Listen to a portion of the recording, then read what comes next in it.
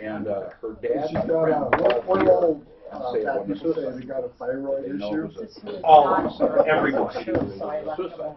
Or they're what? Big bone.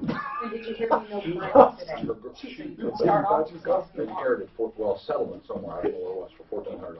She had $1,400 cash. It is true. 90% of people say that are either have a thyroid problem or big bone, right? I don't know.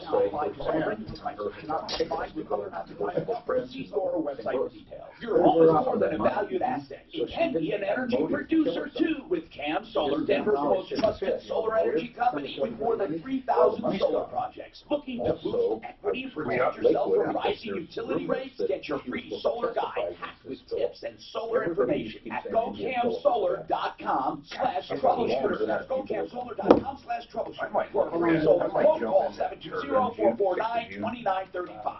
720-449-2935. I'm Nick Soboleski, a select quote agent with a true story that could save you hundreds of dollars a year.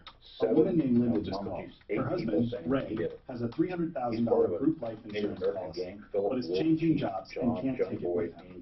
Well, I shopped the many highly rated Where term was life another insurance name, Johnny Boy? What and show found was Ray, John? who is 41 and takes medication for different his size a 10-year, $300,000 Hardy policy Boy. for No, under Johnny Boy, $27 a month. he was That's the almost twice the movie. coverage for It less was than half about a of what you gang. pay. The 50s one. Yes, yeah. No, you're thinking of Pony Boy. Oh, Pony Boy. And Not Soda, Boy. Soda Pop was another one of them, right? Yeah, that was It was called The Outsiders. Yeah, right. We had to read the book. Yeah, it was a good book. Anyway, I don't know if You're more of something with a it. Hardy Boys mystery kind of novelist. And I know you like this one, it's fine, just one of them we gave you. While I was reading the Hardy Boys, you were reading Nancy Drew. One thing I like about you is Not that there's you are equally fair. Got it for the articles. Call out Hustler! when he does something wrong and you will praise him with something right. You are very rare among talk show hosts, so I appreciate you. Thank you. And I think it's really funny and irrelevant when people watch. Isn't it? You know, back in the day, I remember outside, buried under some rocks, all us neighborhood boys had their playboys and penthouses, and they were just weathered to shit. Isn't that weird? Because the kids nowadays will never have that. The Troubleshooter. Those are good memories.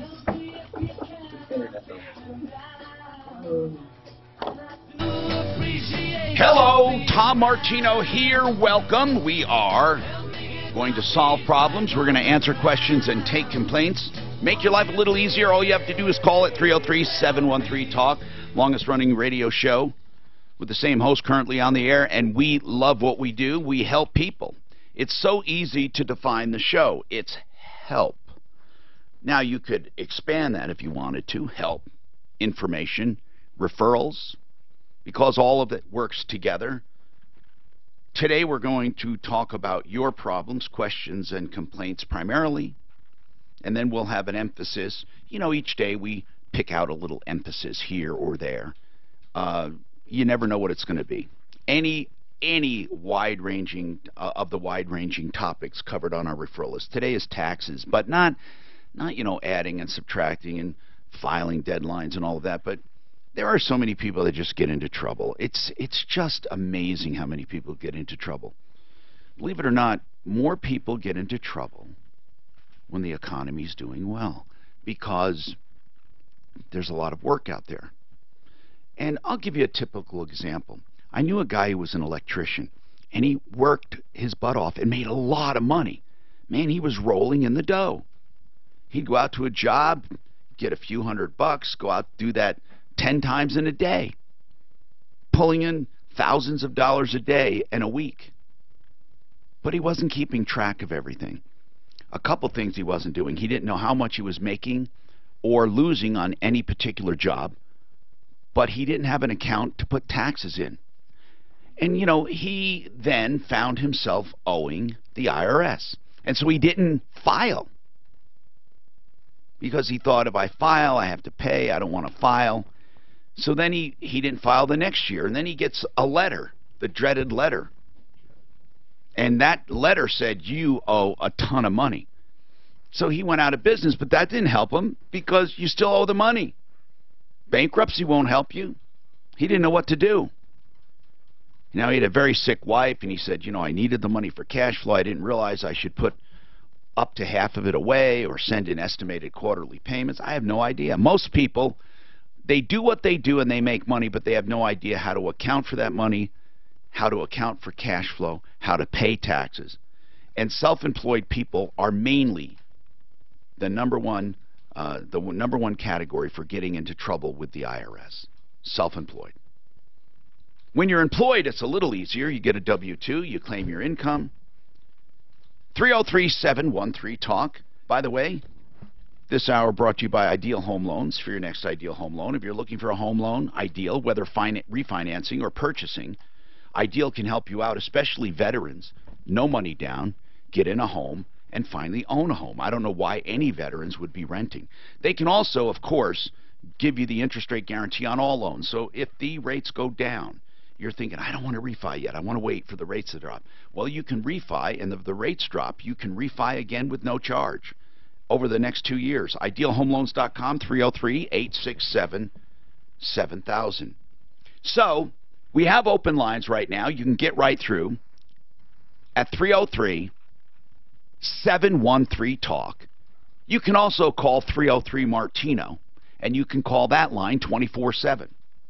We usually get calls after people have so much trouble, it's hard to solve.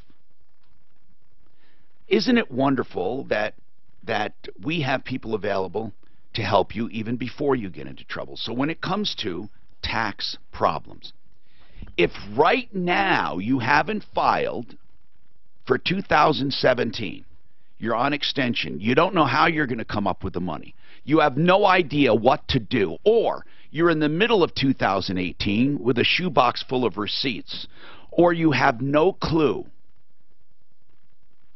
this is where we can help you.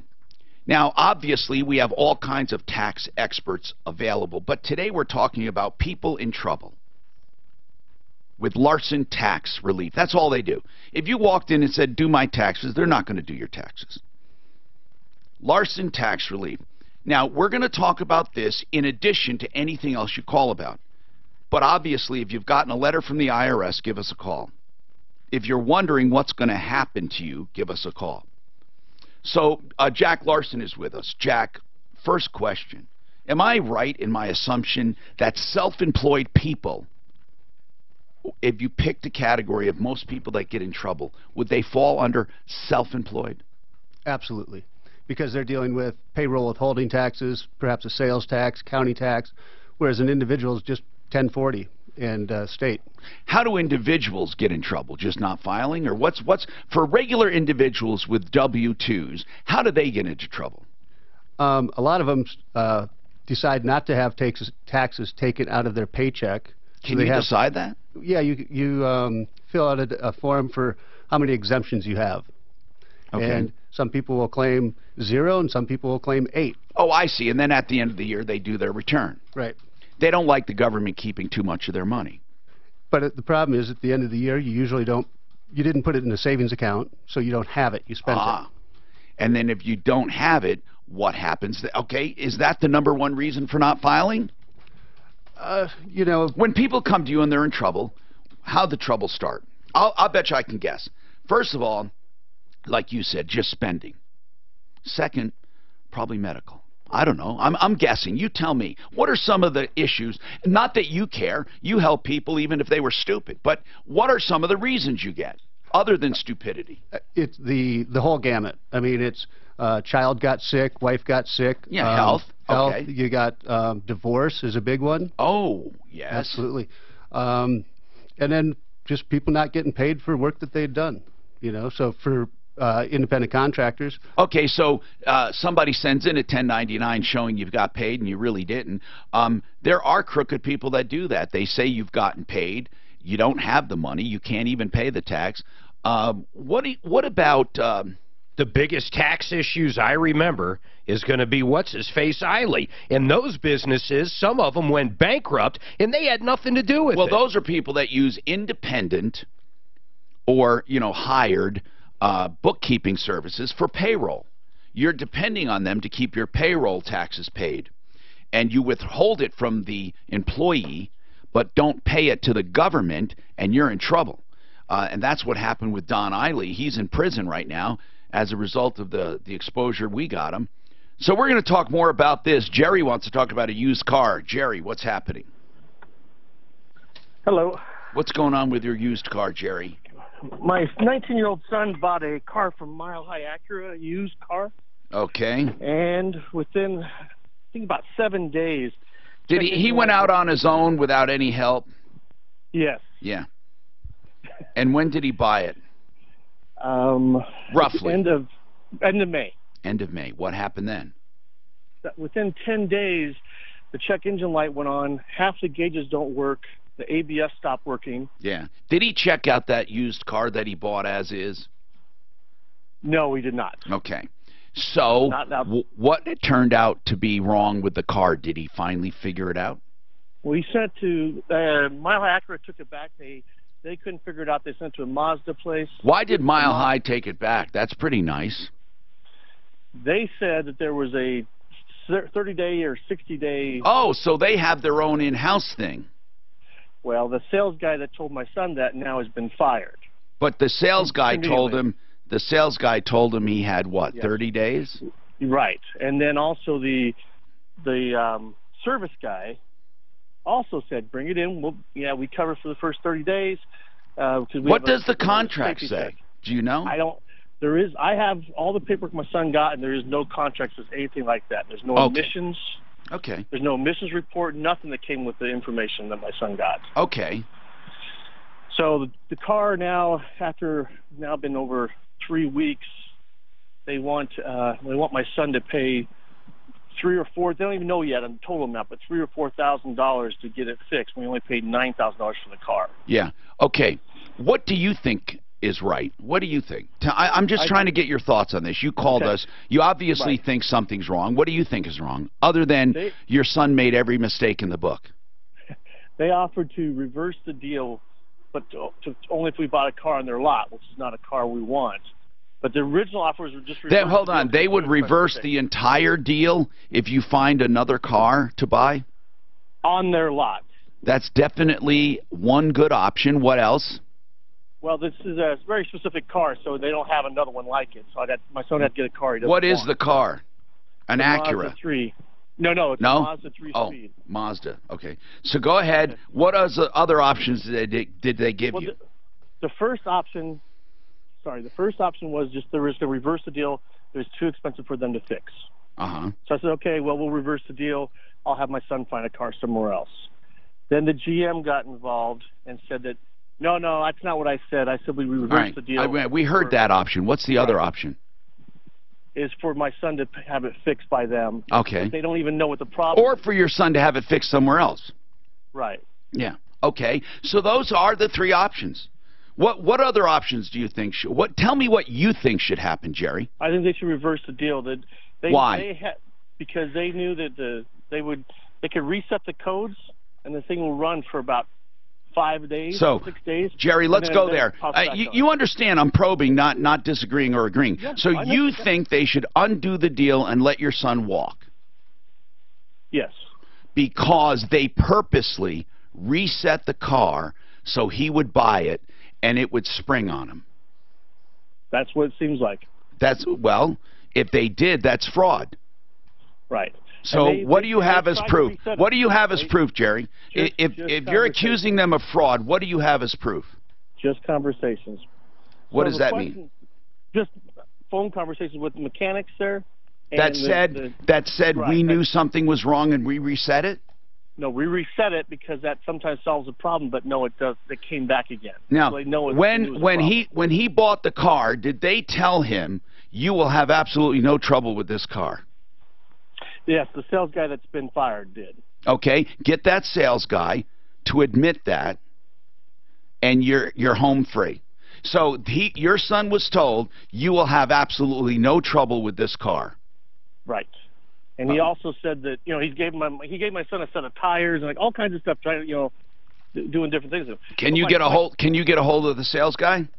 I'll have to find out. That's going to be your key. If you get him to admit that he misrepresented that car on purpose to make the sale and lied to your son, or said that, then we can hold the dealer to it, and we most likely. So that you're saying your son was absolutely told that. In writing, does it say that, or does it say as is? It says as is in writing. Okay. But you said the salesman made another contract outside of that contract. There's not much hope here besides just trying to get him to change Here's what I want to say, Jerry.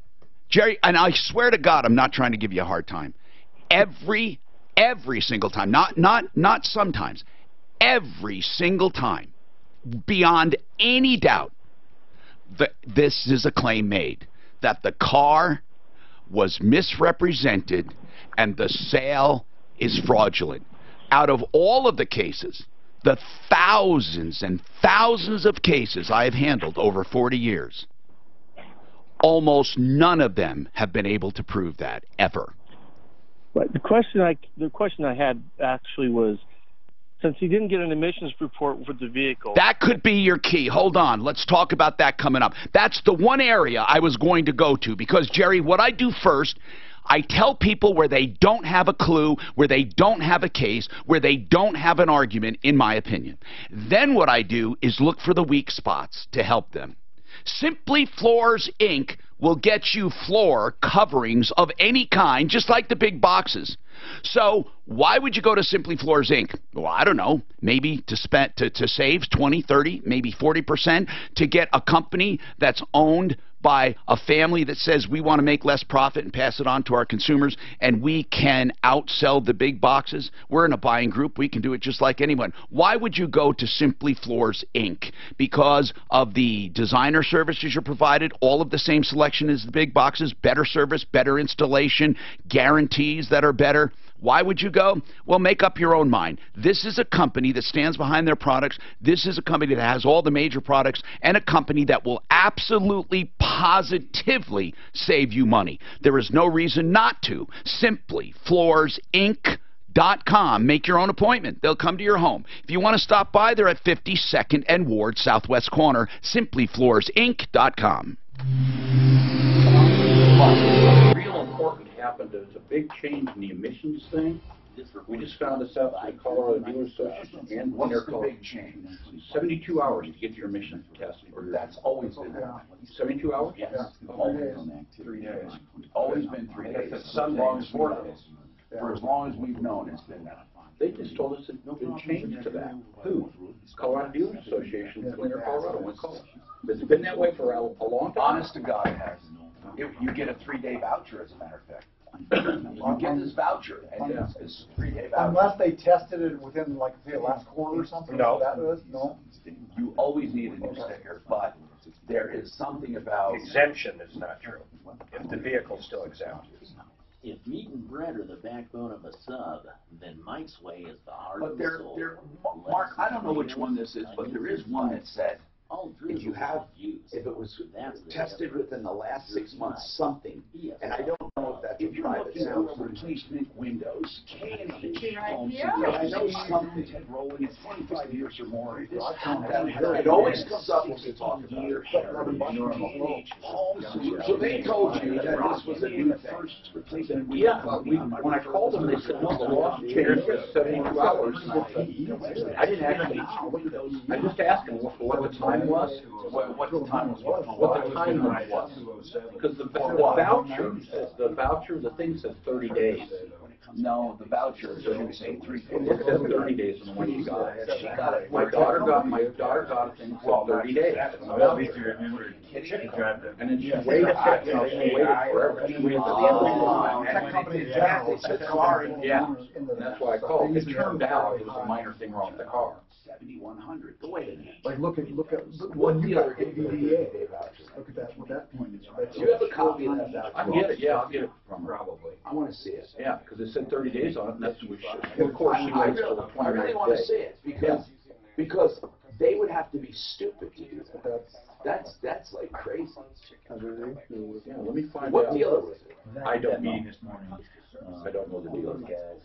Mark, she was given a 30-day voucher to get admissions. That dealer is flat out fraudulent. Who? My youngest daughter. What do you mean a 30-day voucher? She got a thing that said she had 30 days to get her admission. Now, they may have some in-house thing where they let them do it, and they allow them to do it for 30 days. But the law says 3 days. The law says the dealer is not responsible after 3 days. That's probably why they say 30 days. You know what I'm saying? They hand them a voucher that says it's good for 30 days. To make them go beyond 3 days. To make them think they don't have to do it. I mean, that's what I'm saying. If you can get that, I want a copy of it. On that, this is a thing, the 3-day emissions thing. Remember that? It's a 30-day. I want to see it. Okay. You guys had paperwork or something that said they had 30 days. Is that right? I want to see it. Please have her email. But they have that. They have her email. Any dealer that does that is either completely moron. The emission slip that you give from the dealer is valid for 30 days. And that's what it says on it. Yeah, you only got 72 hours. No, wait a minute. I want to know what I want to see the slip. I want to take a picture. I want to see what it says. George have it? Who has it? I want to see what it says. There's something wrong. Oh, you turned it in with the emissions? Oh, it's a voucher. What was the dealer's name? Do you know the dealer? You know what it is. It's a voucher that literally says this voucher is good for 30 days. Classic cars? Yeah, but it's not supposed to be. It's supposed to be 3 days. No. I think what they're saying is, long as they go down with that voucher, the dealership will pay for it in 30 days. It has nothing to do with the 3 days. It's tricky as shit, I think. Okay. I'm not agreeing that it's good. It's very misleading. I get that. The slip is valid for 30 days. I get that. You turn it in when you get the emissions. Well, yeah, it's a voucher. That's what a voucher is. Oh, so okay, you don't have it. So Clean Air Colorado would have copies of it. I got hold of them. You follow? Yeah, no, they've been happy so far. Because that's where it went, right? Clean Air Colorado. Oh, wait a minute. This was George's car, not Missy's, correct? I think at one point they had a piece of paper that said this voucher is good for 30 days. We will pay for your admissions test. Yeah, they turned it in, and I got the wrong car. It was George's car, not hers. Hi, Tom Martino, your troubleshooter. Listen. David Salisbury is an attorney who most people don't need right now. He deals with estates, probate court, wills, and trusts. He's someone you should write down, David Salisbury, and keep it. Or remember referralist.com and just search David. The reason is he's there when you need him for a sudden need. A death in the family, you wonder, what do I do next? But it's better to call him and plan ahead. So wills and trusts and probate consultations are free, and here's the important thing. All things are flat rated. So if you want a will, starting at around $600, depending on how complicated it goes up, or it stays right there around $500 or $600. Really, trust around a couple $1,000. If they're really complicated, maybe a little more. Although mine was very, very, very complicated, and it was $2,000. So David Salisbury is there for you. 720-493-3911. Everything is flat rated, flat priced. Initial consultations and questions free. 720-493-3911. Okay, let's talk. We have a car purchase, and I don't think Jerry will have a prayer in hell ever trying to prove fraud, okay? Because we go through this time and time again. Kids buy cars. I call them kids. They're over 18. Unfortunately, they're legal. They're in that hazy zone where they haven't learned enough. They buy a car as is. The car goes completely south, and the dealer says, sorry, as is. And they think they've been defrauded. And in many cases, they have, but you can't prove it. So now Jerry says, what can we do? Well, there is something else, and that is all licensed dealers in Colorado, actually all dealers and all sellers have to sell cars that can pass emissions, and you have 3 days to do it after purchase. Dealers cannot be held responsible after that 3-day period. Now, this is what I'm saying.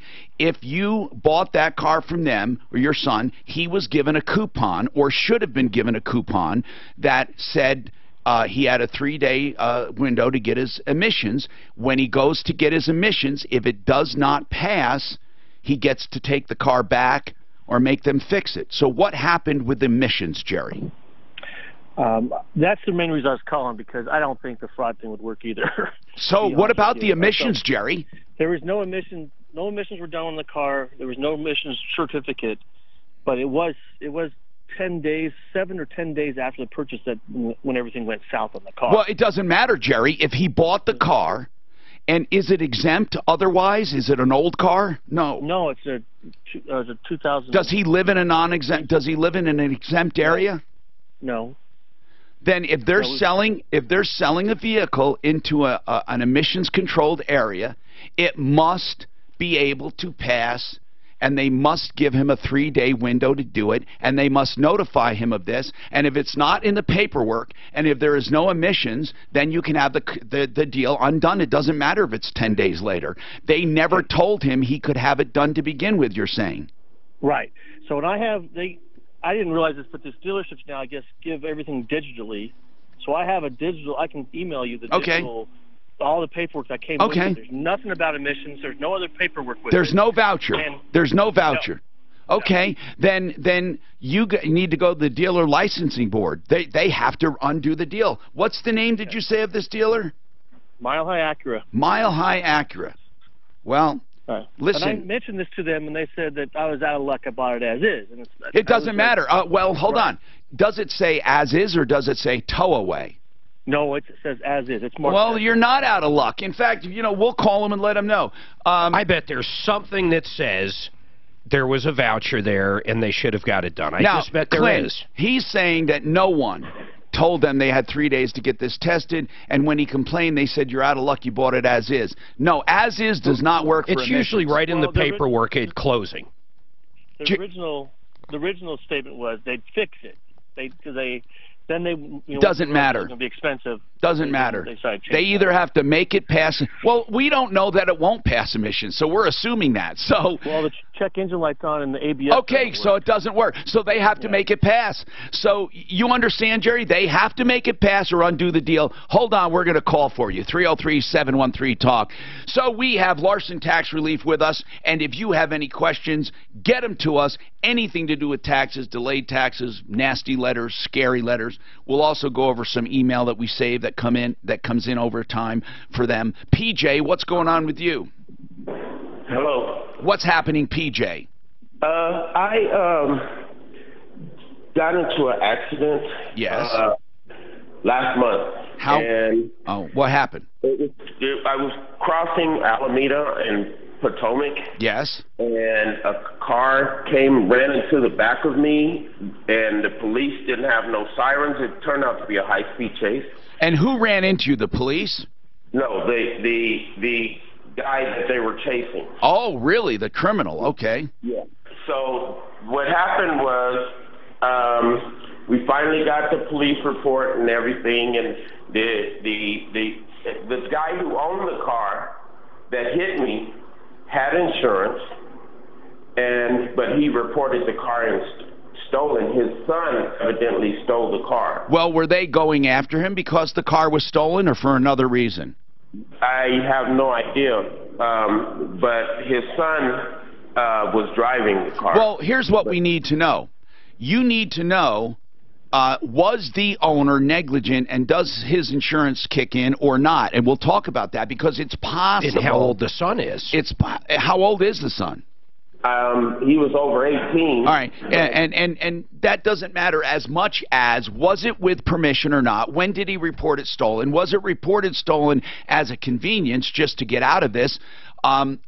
There's a whole bunch of things, so hold on. And yeah, possibly, Suzanne, we should maybe consult our personal injury attorney on this. That might be a good idea. 303-713-TALK, 713-8255. Larson Tax Relief. How are audits chosen? Somebody wants to know.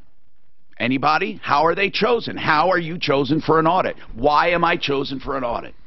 There's a couple of reasons. Steve Sissick is with Larson. He's also an attorney. Go ahead. How are you, Tom?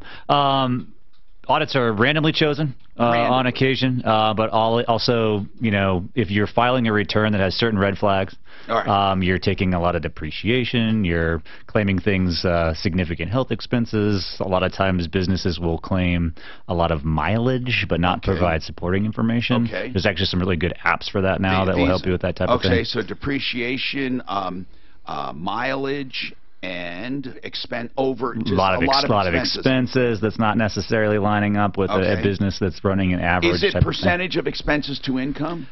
Typically, it's a one line item. So these things are running through a computer database. I mean, there's nobody at the IRS that's looking at every return and being possible. So they're running through these things to these databases, and if a flag pops up, and you know, only the IRS knows what they're really looking for. But how about home offices? Home office could be specifically with these LLCs that people are opening. If they've got a 80% deduction for a home office, you're probably going to get that audit. All right, we have more coming up on the Troubleshooter Show, 303-713-TALK. Buy and Build will save you money at 4800 Washington Street, a big, giant, ugly warehouse with cabinets, countertops, all kinds of slabs of granite. They have beautiful cabinets. They have light fixtures, a tenth of the cost than at these fixture stores, and plumbing fixtures. They have sinks a third of the cost of, or even a fifth of the cost. For example, this is even better, vessel sinks at like $39 that otherwise would be several $100s. You really have to go and see what they have. Like wood floors, buyandbuild.net. A bunch of interior finish items. It's a fun place to browse. Don't bring good shoes. 4800 Washington Street.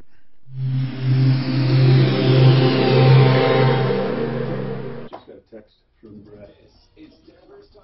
I got to figure out this. It might be 2 to 4 weeks. 2 to 4 weeks. The propane's got a, you know, it's got a huge propane. So he fell out of a bouncy castle. This is just a yeah, but I can't find a hose that goes from the pop in to your normal grill.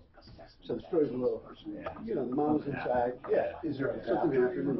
But he got his. Or you can. There's nothing. Here's what I just made me think of something. I got that grill that. They stopped the bleeding. It was bleeding. So they had to go in and stop the bleeding. Maybe I'm releasing pressure. Here's the grill I got. It's propane. Yeah, so I got to see what kind of connector. Can walk with help. And you know, it's therapy and stuff now. So it's just got. It'd be the standard to a bottle. No, but it's a quick connect on the side of my RV. Right. It just pops. Right. It's not. It's right. So you need an adapter for that into actually. So like a bottle. So from here. Bouncy castle. And I'm sure they sell adapters like that too. No, but that's great. What is a quick connect? Is this what I need right there? I would say that goes to the bottle, that goes to your grill. There is no bottle. No, what I'm saying is that hose right there goes to a bottle. There is no bottle. I understand, but that goes to your grill. So how the hell do I think this part might go right into my RV, and then this part needs to go to. Okay, that's very well. How do you know? Where did you get? Where's that? Is that from your? What's this? Is this for? Or you looking at? On the side of my RV. Looking at it right here.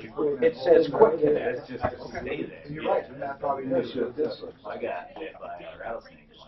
That looks like a quick connect. Rock climbing.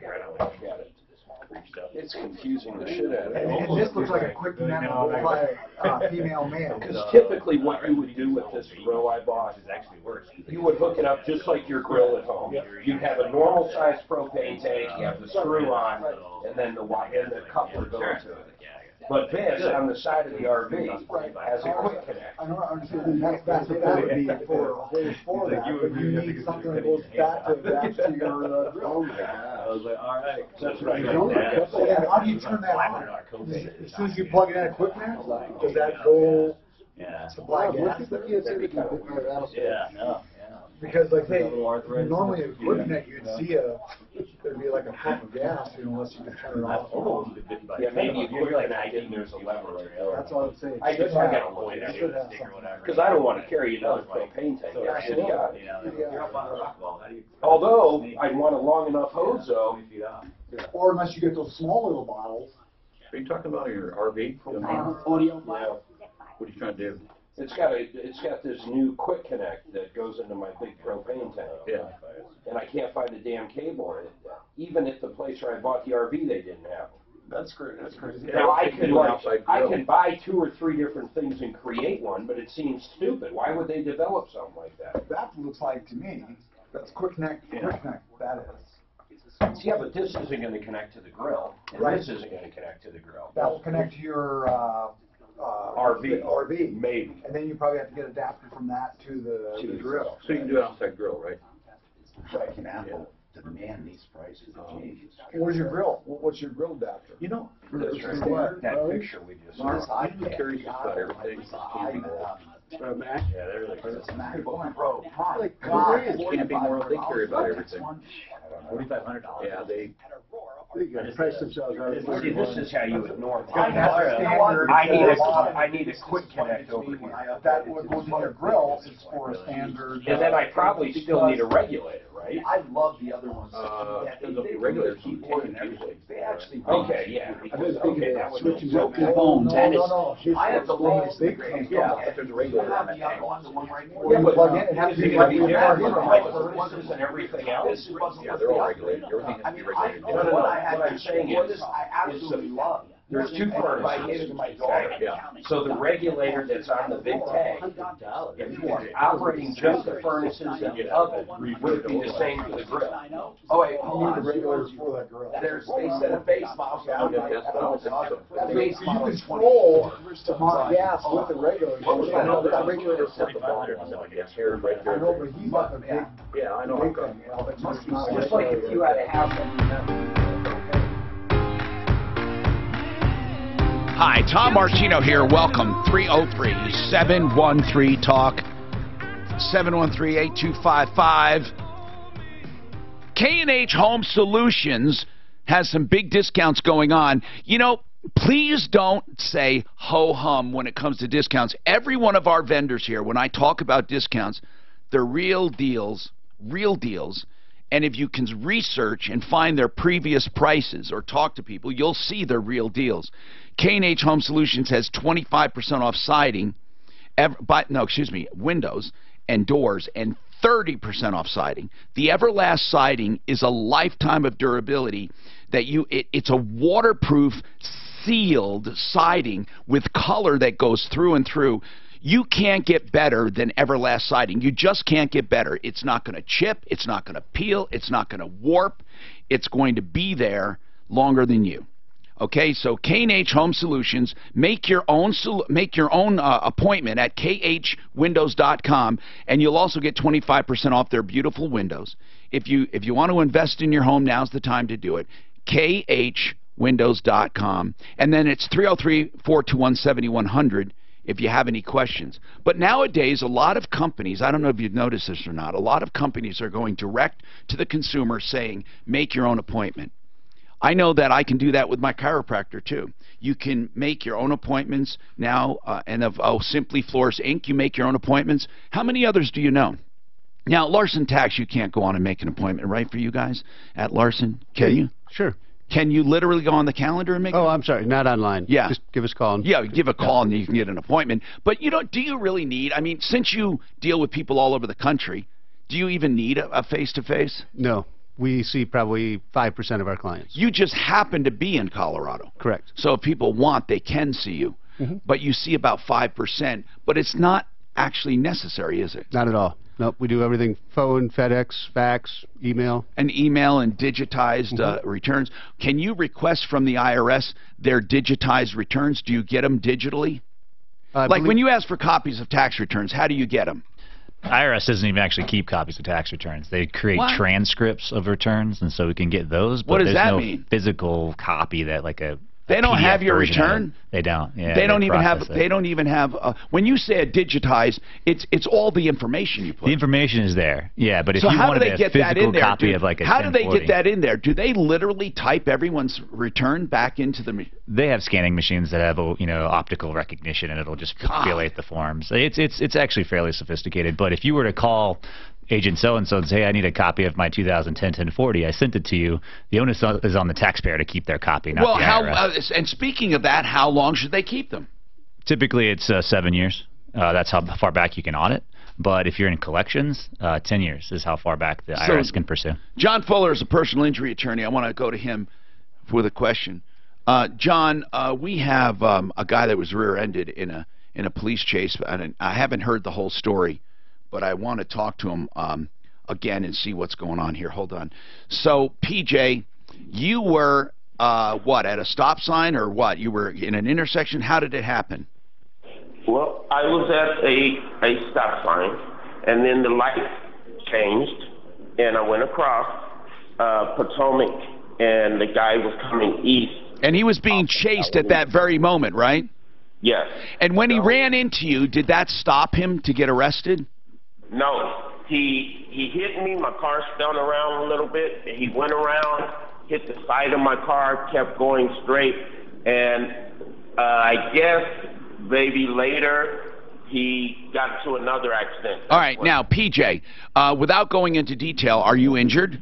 I am. Okay, now you tell me that the guy that owns the car was not driving it. It was his son? Yes. Okay. Now, John Fuller, attorney at law, he's on our referral list. You can always look up Fuller. And, John, this is important because we get this a lot, where somebody does not want to be held responsible for their car or truck, and they report it stolen. This happens a lot, and I know you've been on the show before where someone says their insurance won't cover it because it was stolen. Is that true? If something is truly stolen and does damage to someone, can my insurance company say we're not covering it? Well, the issue here, Tom, is more complex than that. What is it?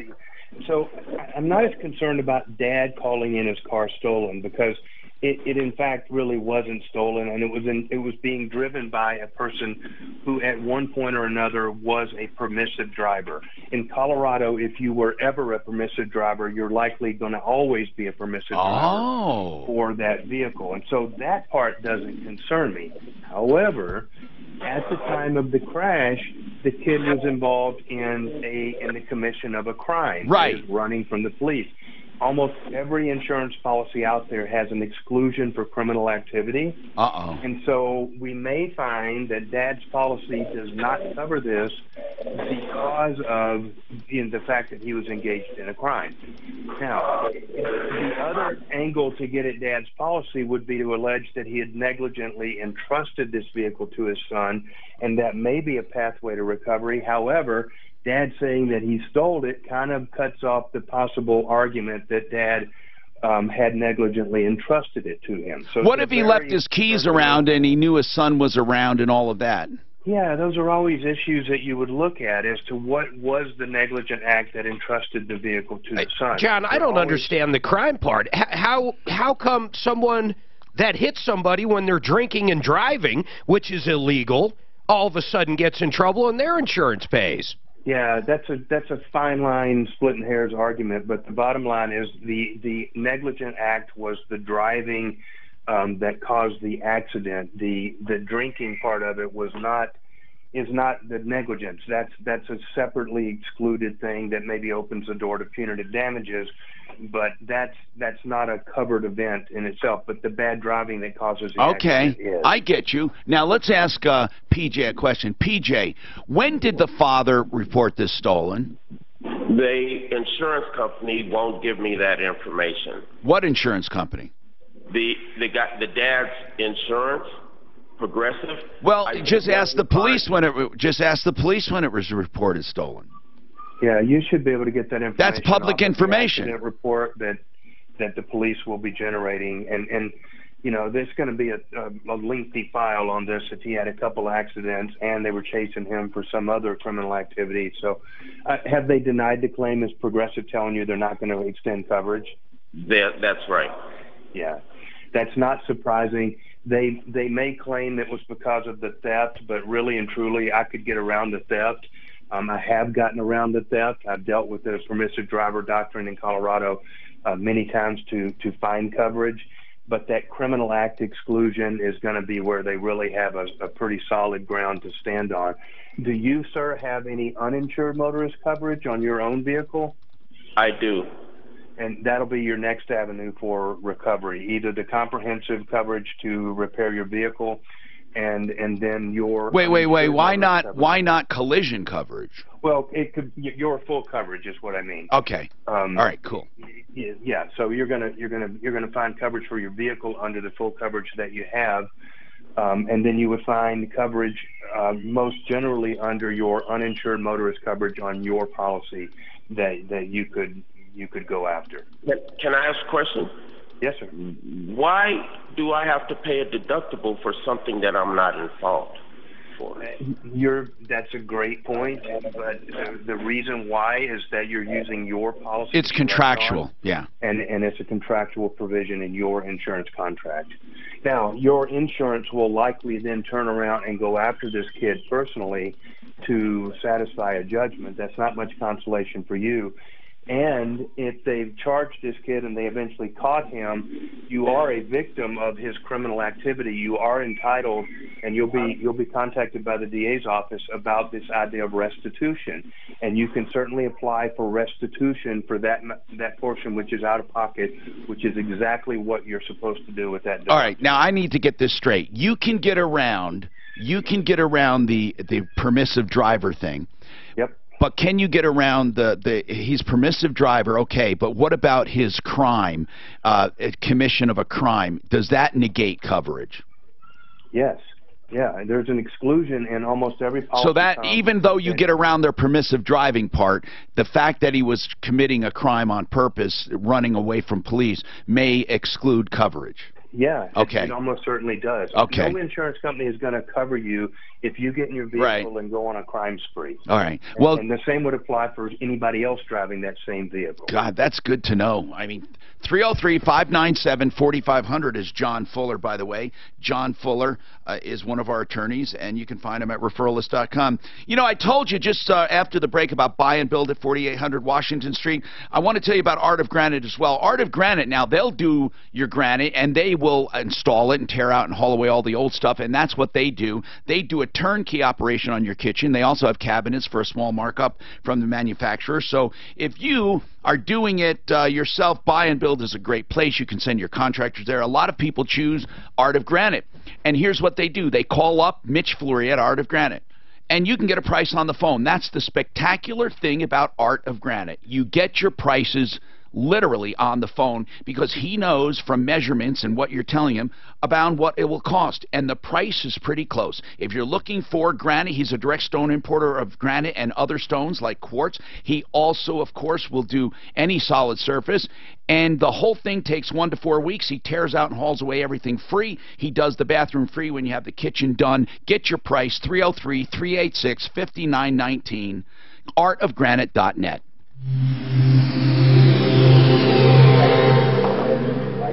The state admissions guy about that form. About what form? The 30 days versus 72 hours. He's supposed to send in all that stuff. Finding out what about that form, whether there has 30 days on that form or not. It's a state form. But we know it's 3 days because we've seen. I know, we have dealers that come in here. Yeah, but it said 30 days on the one that. Oh, that you guys had. I don't know about that. Yeah, I'm talking about this guy. That guy that just called us. Yeah. Contract. What did they say about not giving them a form? Who's going to send? I'll ask. Nothing yet. They haven't called me back either. Okay. Because that's the one I care about. How much time do I have? That's the one I care about. That one that just called in. I mean, I care about your daughter's case too, but really that's water under the bridge. Well, no, and it was easy to fix. It's just that we saw that. I think I figured it out. Regulator. Yeah, but I don't know if I need the regulator. Absolutely you do. Well, there might be a regulator right before the quick connect. You have to have a regulator somewhere. If it's downstream Yeah, of but the the question regulator. is, one regulator is everything? No. That doesn't make sense to An me. RV it is. No, absolutely not. His heater regulator from a quick connect, his heater is going to have a whole different type of regulator than his grill. For a barbecue On my grill. RV, there's a gas line coming from But the that big doesn't go, tank. but that doesn't go from your heater. No, going from both heaters on both of these. Okay. There's just a copper line. There's no regulator at the. So where's the regulator? It's on the tank. The one on the tank. So everything that operates off of propane Yeah. operates off the same regulator, is what you're saying. So whether I'm running a fucking blowtorch No. on my old shop, No. These are older. Well, I know mine are. I know, but I'm saying because it's going to want a regulator for a gas grill is going to have a different flow rate than a regulator it would for have to. your heater. Then my furnace. Yeah. I can find out quick tonight. So in other words, the furnace at my house that heats 6,000 square feet Yeah. is the same regulator and has the same amount of flow as my fucking barbecue gas grill. No. Okay, that's the whole question though. So it can't be the same regulator for everything. But normally the regulators, and it should be from the gas grill, are right by the gas grill. So Or that quick connect I have has a I regulator. had to remove both furnaces in the diesel pusher. Yeah. Because the fans were screaming. Yeah. Take them out to oil the fans. Yep. And both of them just had a copper line that came out to that furnace to the burner. So you're saying, I understand, the regulator was somewhere by the tank. Yeah. What else was connected to that? Well, you got two furnaces, the refrigerator. So, okay, see, like my refrigerator doesn't. Mine's a regular refrigerator. No, it doesn't. It runs off. It doesn't. It runs off itself. It's got an inverter. Well, a lot of them are three-way refrigerators. They're on one I've got a full-size state. Our refrigerator in the RV same size as one in our. Okay, so it may not be gas. It's definitely. No, that's okay. A lot of them That have happens. But let's go back to that. Let's say it was gas. I'm saying it could require a different amount than those furnaces.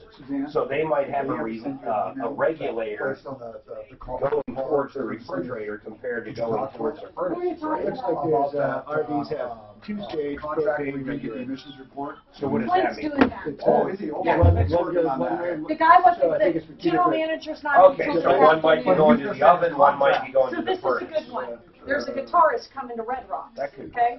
There was some sort of Yeah, I know guitar they're two sale stage. where if you bought this guitar, you got 2 meet and greet So tickets where's to the- meet this artist, okay? Meet and greets are Yes, So- so here is that letter saying congratulations. When the guy came into Red Rocks, they didn't know they had to have regular concert tickets. This is how I'm understanding, so the guy was sold out. Now the guy is coming back August 4th, they got tickets, but the meet and greet folks are saying, too bad, you don't have meet, and in the meantime, he bought this $1,200 guitar under the impression he'd be able to meet this I've got a number guitarist. of them. I've never So- seen one regulator. So here's the winning, here's the lady emailing Like saying, you say, you sorry, don't have too bad. propane refrigerator. It's a newer one. It could be. I just don't know You the see, answer. I've never heard of them, but Drew has. But all the cables that I see that are saying they're for RV, Yes. and it doesn't, there's no regulator. But that's the deal with Bonamassa, he's good, baby. Oh, great. now I want to go see him. That's how it extends It's like a- I love guitar. I know where you bought it at, but Camping World is absolutely the biggest Is it like repair Beatles? shop. No, I'm kidding. I- Forever. Sold by the prophet. Is it? Hi, Tom Martino here. We just heard from John Fuller, a personal injury attorney. I always joke, I hope you never need him. I also mean that about Joe Lazzara. I hope you never need him. He's a criminal defense attorney. He gets a lot of business from my show. Unfortunately, he does. You know why? Because a lot of you guys out there, I guess a big part of my audience, they drink. Now, I'm not talking about stone cold drunks. You know, most TUIs are not from stone cold drunks. They're from soccer moms and dads who just miscalculate. Really, an extra glass of Chardonnay. I mean, that's what it is. It's not like, you know, pounding gin and tonics. No matter what it is drinking while intoxicated. So you're going to get in trouble. Joe Lazzara is not here to encourage you to do that and get away with it. He'll help you through the system because most of you are guilty. But you still need an attorney to get through the system, truly, with minimal damage. He also helps you, of course, if you're falsely accused, which does happen. Joe Lazzara, 303-429-6200. 303-429-6200. Search for Joe simply on my referral list at referralist.com. All right, so we have Larson Tax Relief with us. We're talking about red flags that trigger audits. We're also talking about any tax problems you might have. And somebody wants to know, and again, people do email us from time to time, and I put them in a little folder here marked Larson, but feel free to call live as well. You can get right through at 303-713-TALK, 713-8255. And I'm not taking Leonard on purpose because we're going to run out of time. And Leonard has a great problem. Leonard, just so you know, Leonard, this problem you have is very unique, and I want you to hang on for me. I just don't want to take you now and run out of time, okay? Okay. Hold on. Larson, Tax Relief, a quick question. If you're audited once, is it true that you come up for re-audits more often? Is that something you can answer quickly? No. Typically, they will look at during the initial audit whether they need to expand it over a period of years. After that, you're not on a special once they list. close it, then your case is closed. You're not on a blacklist or anything like that. We have more coming up. You can be young without money, but you can't. Myths. In fact, I'm going to go over are there common tax myths? I want to go over them. That will be a fun topic. Myths and red flags. So, on your old bus, you might have had a three-way refrigerator that took propane. You had multiple furnaces. Yes. Okay. Was there one regulator only for every single thing? When you say regulator, what do you mean? A thermostat? No. An actual regulator for the flow of the gas going to the unit. Okay. Or was it all the same? I got to think of my system. I know my system very well. Okay, so the gas regulator came off of the gas supply, and there was only one gas regulator. So everything ran off the same exact flow in the bus. Didn't matter if it was the furnace, a barbecue grill, the refrigerator, everything was the same. Now remember, each heater had its own regulator. Okay, also the tank has a regulator. So each item probably has its own regulator. Absolutely do. Now, if you had an external Now, hold barbecue on. grill, Sometimes the regulator, Mark, is built into the valve. To the unit itself. Well, to the heater, the valve. Yeah, or to the whatever, the refrigerator valve. Or the water heater. That's right. Okay. That's right. So if you have a quick connect on there, yes, that comes off, say, the outside of the RV, you plug in a quick connect hose, and you're going to go into a barbecue grill. Right. Would you have to have a regulator in between the quick connect and the barbecue grill? Most of the time, the quick connect looks like this. No, that's not it. And the regulator's behind the wall. No, the new ones are just, it's a hose. Well, I know what a quick connect looks like, and for it's this hose right here. It literally just goes. I'm talking about the quick connect on the bus. This is the bus side on mine. I know, but on the bus side, Mark, you're saying it's behind there as the regulator. Every outlet. Now listen. For example, at my condo, the gas pipe comes out. There's a regulator on it. Whenever you put gas into something, there's a regulator. Even if the tank has a regulator, obviously, and you're going to a barbecue grill, you don't have another regulator. But if you're distributing gas, water heater, a regulator, stove, a regulator. Okay. If it goes to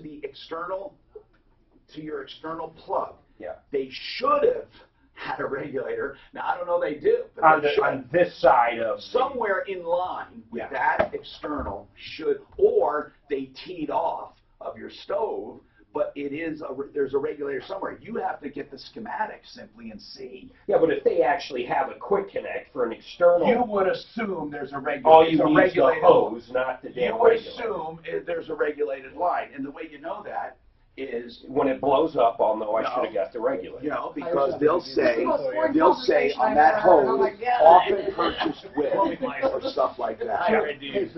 Well, actually, one of the hoses was made for RV quick connects. So I assume. Who do you do it through? You know what? The guitar You just said something.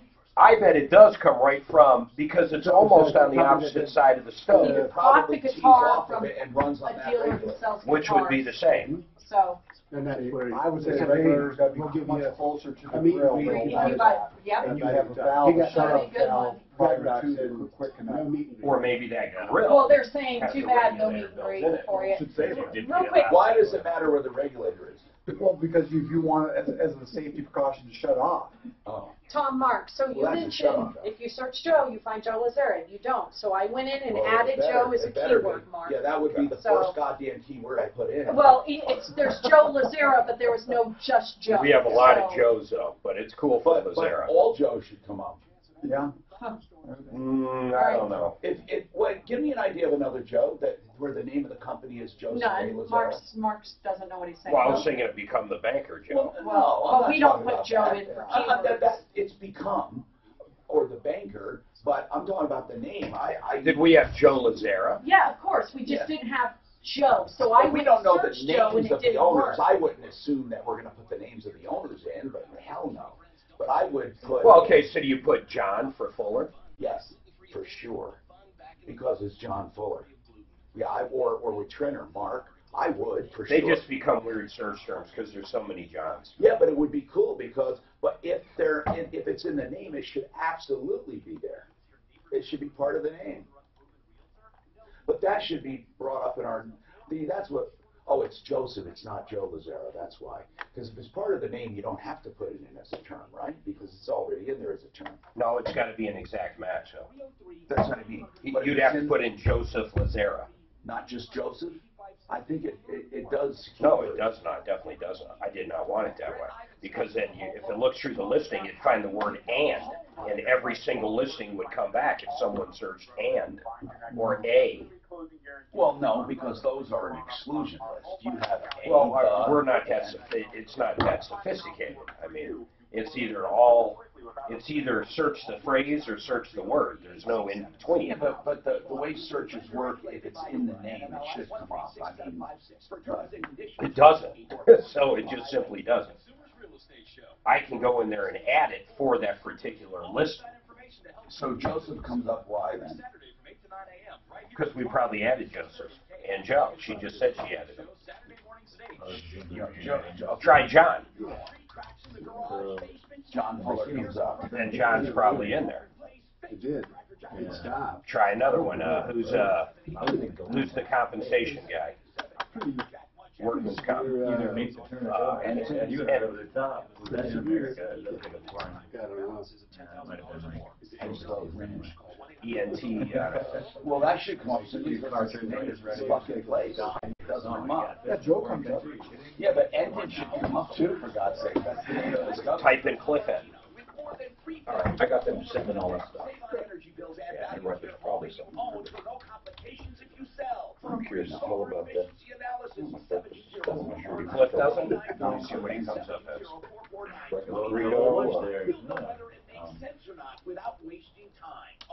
If it's in his name, we should put it in as keywords. It can't work that way. No, we should add it, Mark. Oh yeah, we do, as we go through them. What is cliff ends actually called? Shooter. Help me if you can, I'm feeling down. Hi, Tom Martino here. Welcome to the show. This hour brought to you by Fix It 24/7. They have a cool special I'll tell you about. 303-713-TALK, 713-8255. We are a consumer advocacy show. I have a group of people, and we fight for you. Yes, on and off the air. We have several things going on right now. In fact, we also have guests in the studio who are advocates for you. Larson Tax Relief advocates in front of the Revenue Department for the state or the IRS, and we'll talk about tax problems, questions, complaints you may have, and we're going to help you in any way we can, okay? Fix It 24/7 is doing this. If you have a problem, you wonder, oh, God, I can't stand it. What's this going to cost? You never have to worry about that.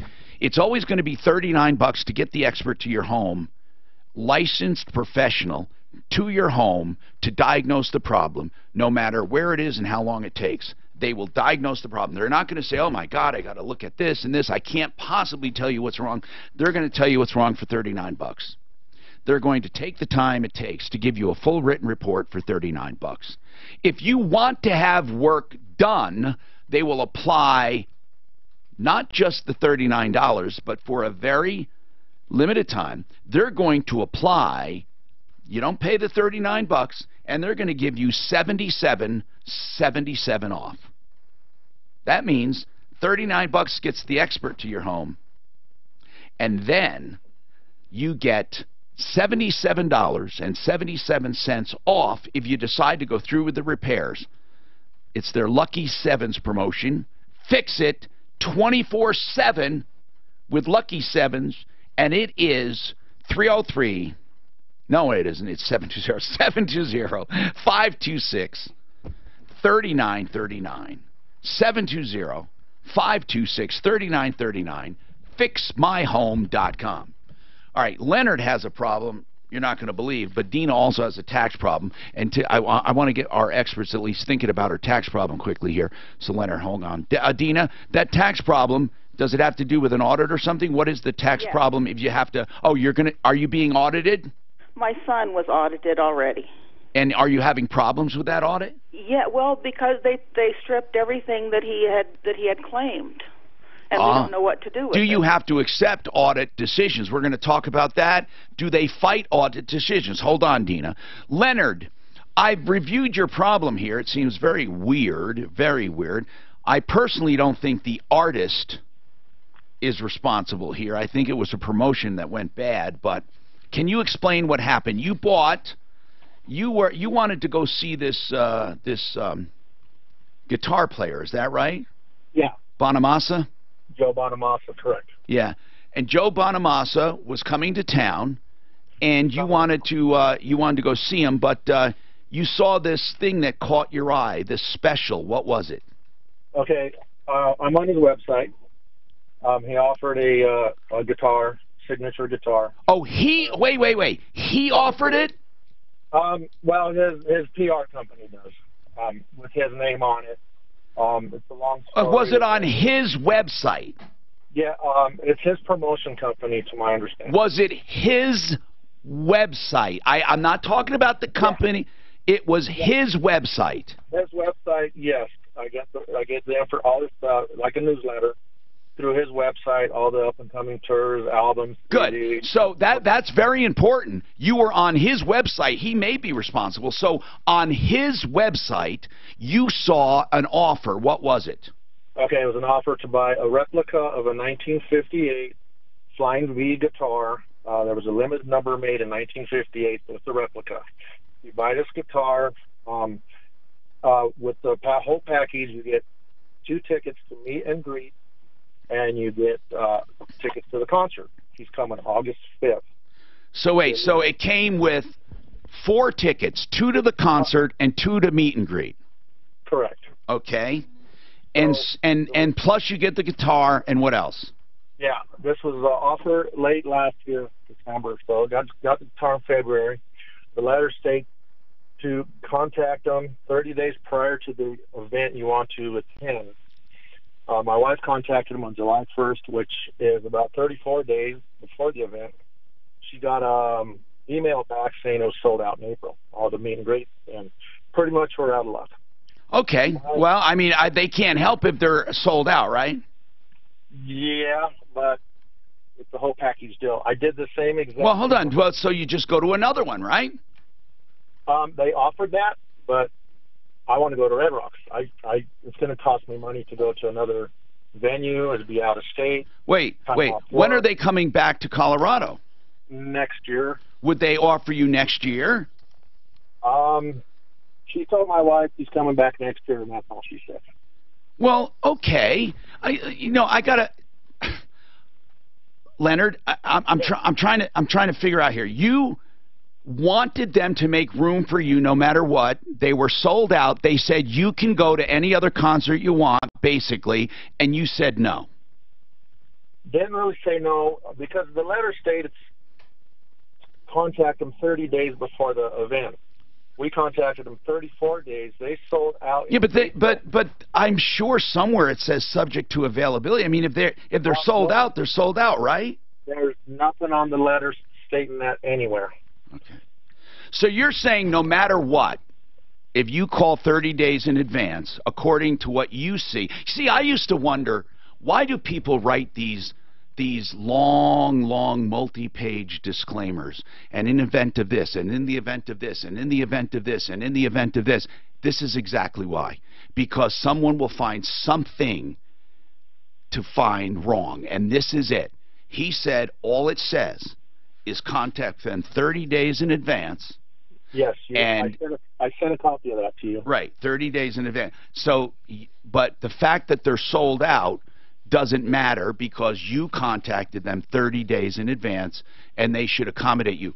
By the way, just on a side note, I kind of agree with you that it wouldn't be hard to just accommodate you for this, and it sounds really stupid that they're not. But I also understand if they're sold out, and here's the key part.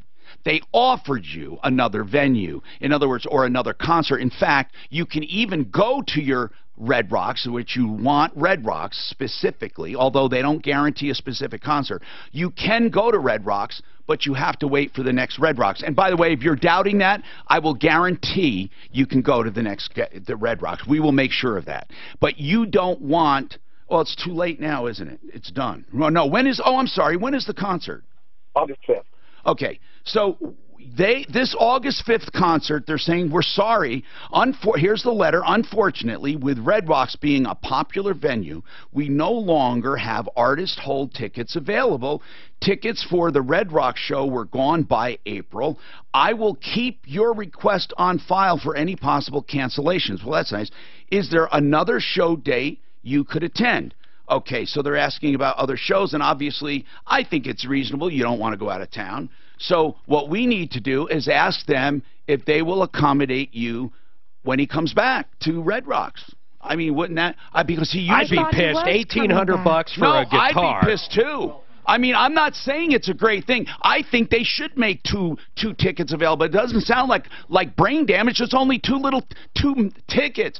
I mean, and you know he's doing a meet and greet anyway. But what if they say you can come next year? What would you say? That's not good enough? What would you say? I wouldn't like next year. I'll tell you. Buy a scalping ticket. Go in there.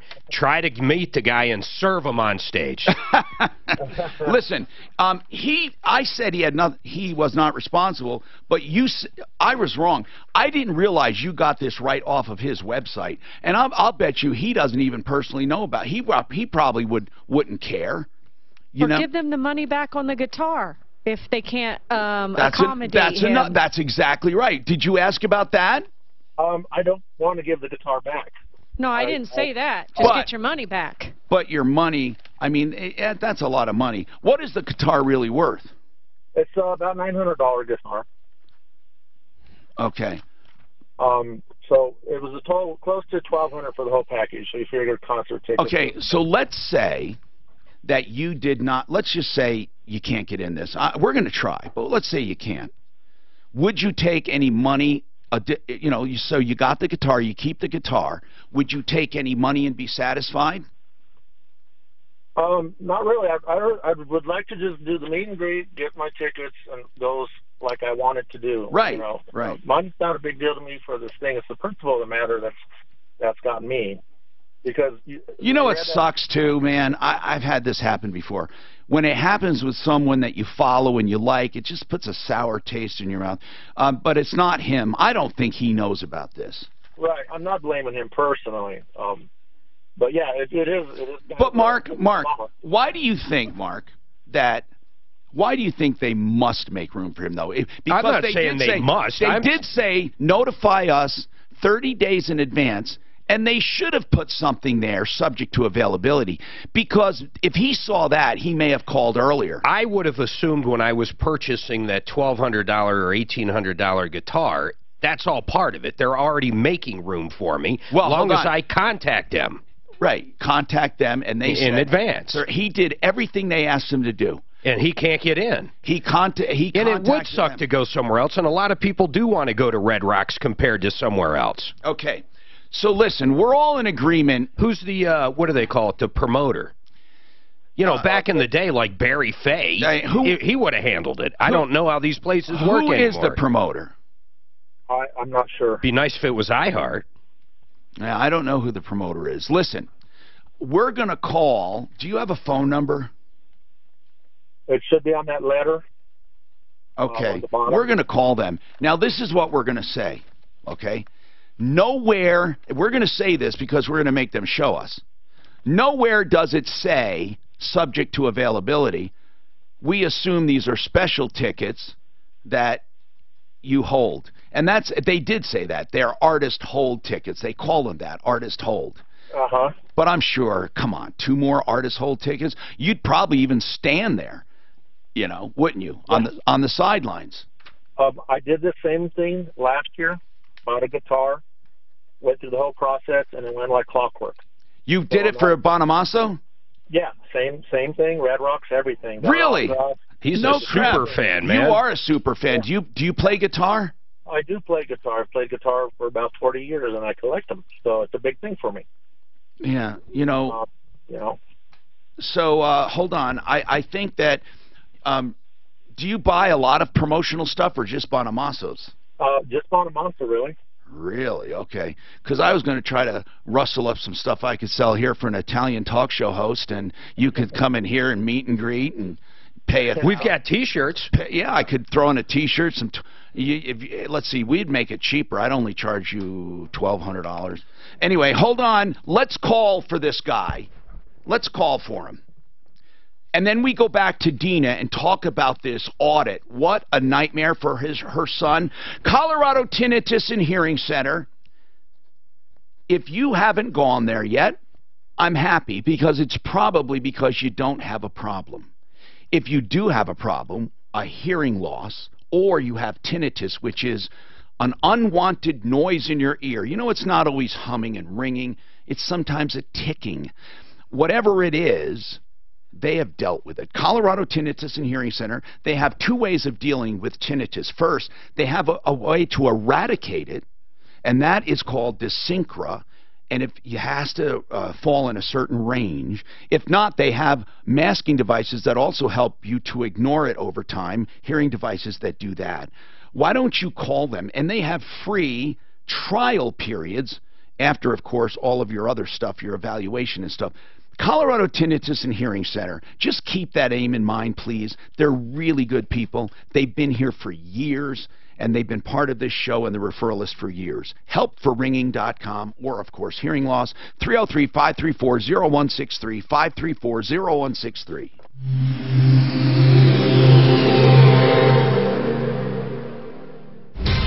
This report is brought to you by Walgreens. Do we have a make the paper? That would go fucking viral. There is no doubt about it. Serve them with what? Like, hey, you sue them in small claims court for the fucking guitar and the lack of tickets. And then you gotta buy a scalping ticket, get in there, and then somehow Give a face on it. That would go viral. No one's done that I know of. Pretty good. Do we have? I'm a I've never heard of that, dude. I haven't either. People love Red Rocks. Really good, yeah. Oh, Red Rocks is good, but I've never. Joe, yeah. We got married at Red Rocks. He's a great, like, blues guitarist, stuff like that. Is he a solo act, or he's got like a drummer? He's got a whole band. Okay. Yeah. But the band changes kind of They're probably, they're hired. Here he is right here. Hired guns. Oh yeah, he's a jammer. Look at him. Oh, that is Red Rocks. This is the future. This is tomorrow. We call it YouTube tomorrow.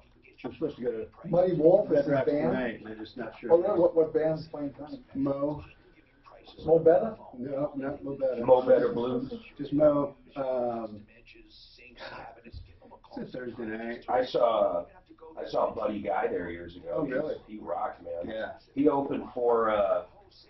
Actually, there was 2 openers. One was a 90-year-old black woman that could sing like I couldn't believe. Oh my God, she was good. Then right after her was Buddy Guy, and then after Buddy Guy was a headliner, George Thorogood. Wow, that was great. It was a great concert. I've seen Thorogood at least twice, maybe 3. Suzanne and I've seen him too. So Suzanne wants that Bonamasso case. We have to arm wrestle. Is she going to beat me? She's good at that stuff. Oh, well, that's because she's into that. She knows these concert kind of whack jobs. Plus, she's thinking ahead, going, "Oh, I'm going to try to make a connection here." And I get to go, and she gets to go. I don't think she'd want to go to that. Really? What is Depends who the promoter is. I know her Killer's her face. Do you know Killer's song? I mean, Can you I sing know, one? no. First off, I don't sing. No, I don't either. I do. No way. Oh, God, I sound like a cat being stepped on. Yeah. You just gotta wail on it. Yeah. You know, I took 3 semesters of typing, 2 in high school and 1 in college. I'd be so pissed if I paid for typing in college. That is the absolute best class I've ever taken. I know, but I don't know what it is. I remember my typing class in high school, like, I mean... She felt sorry for me because I did all my assignments. Computer. It's hard to believe that was come back next semester, I'll pass you.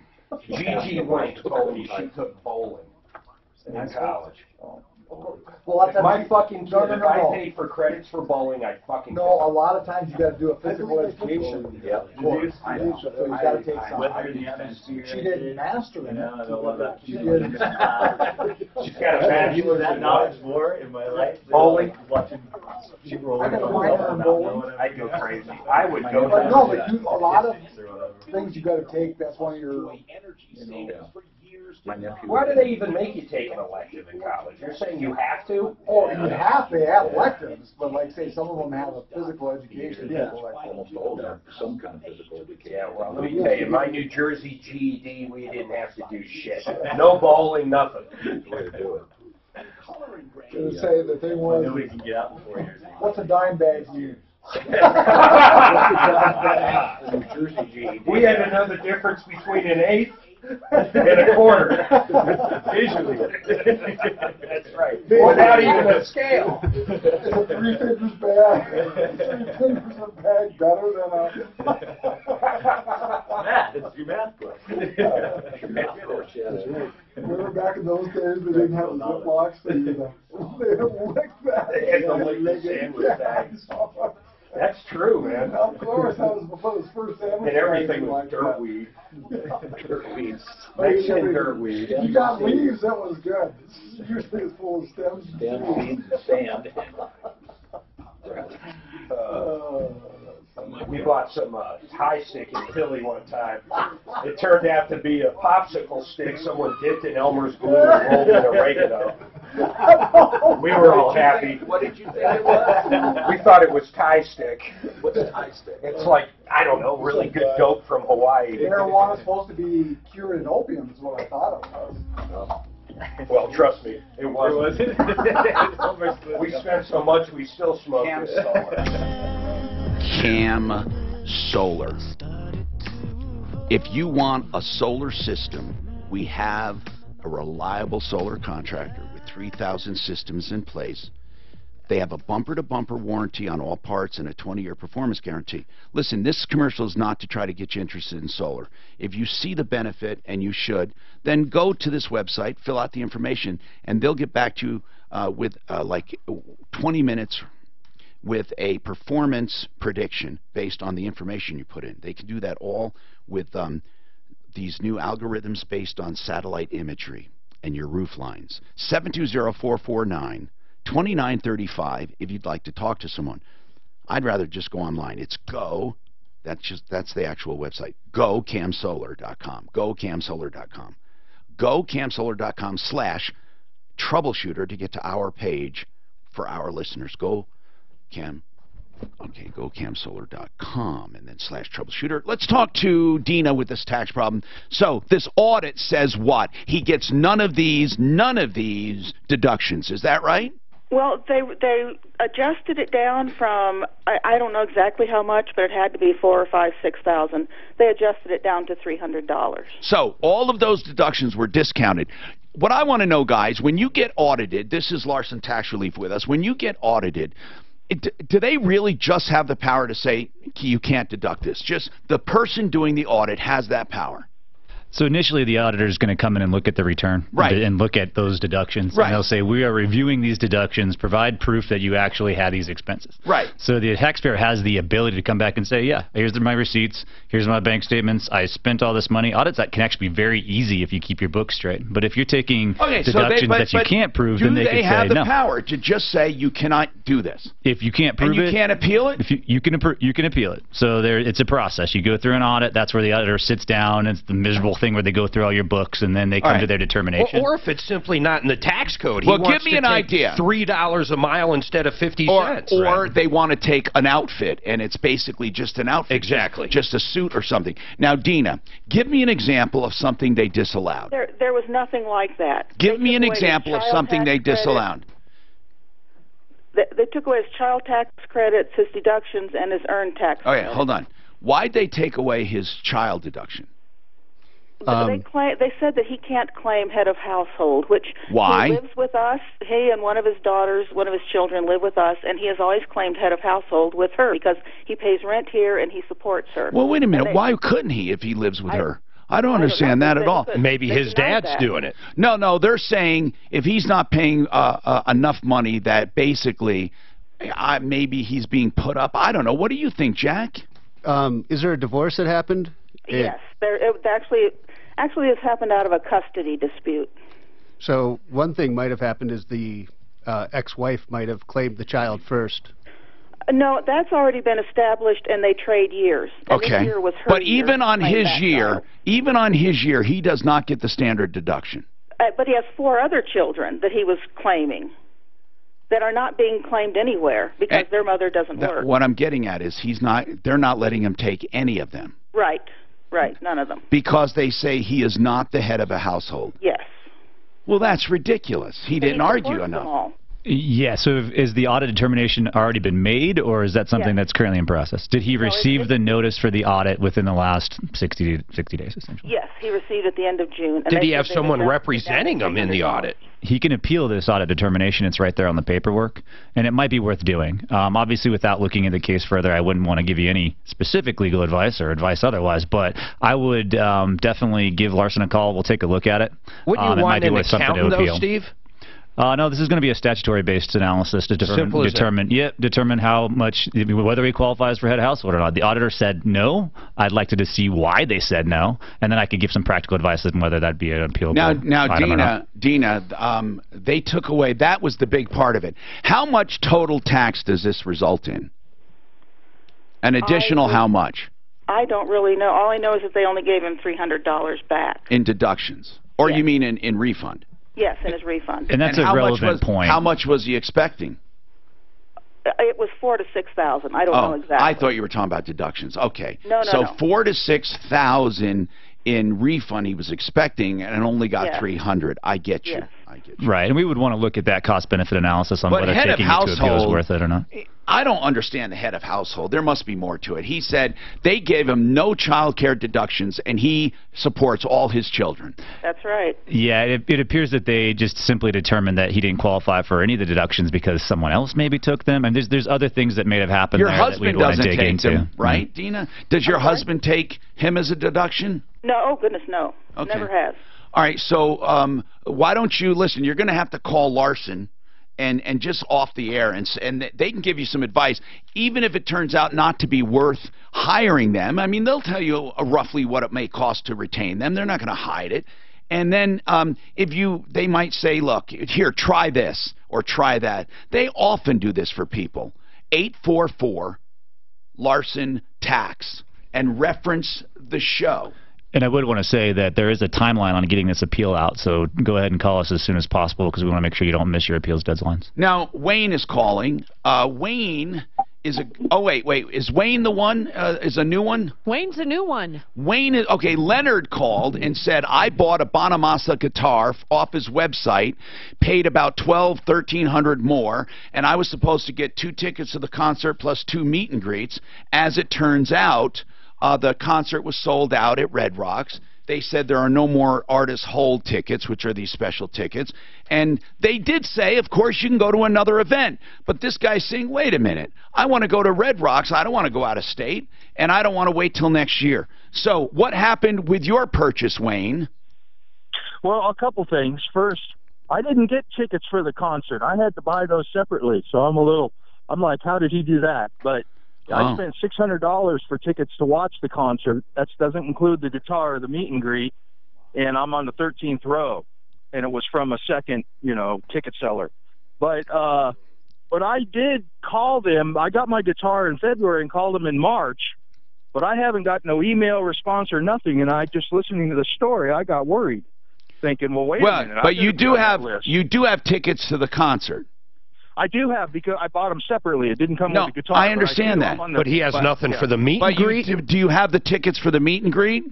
Well, I got the letter, just like what Leonard was saying. I got the letter with all the right, hold on. number. And Leonard, are you there, Leonard?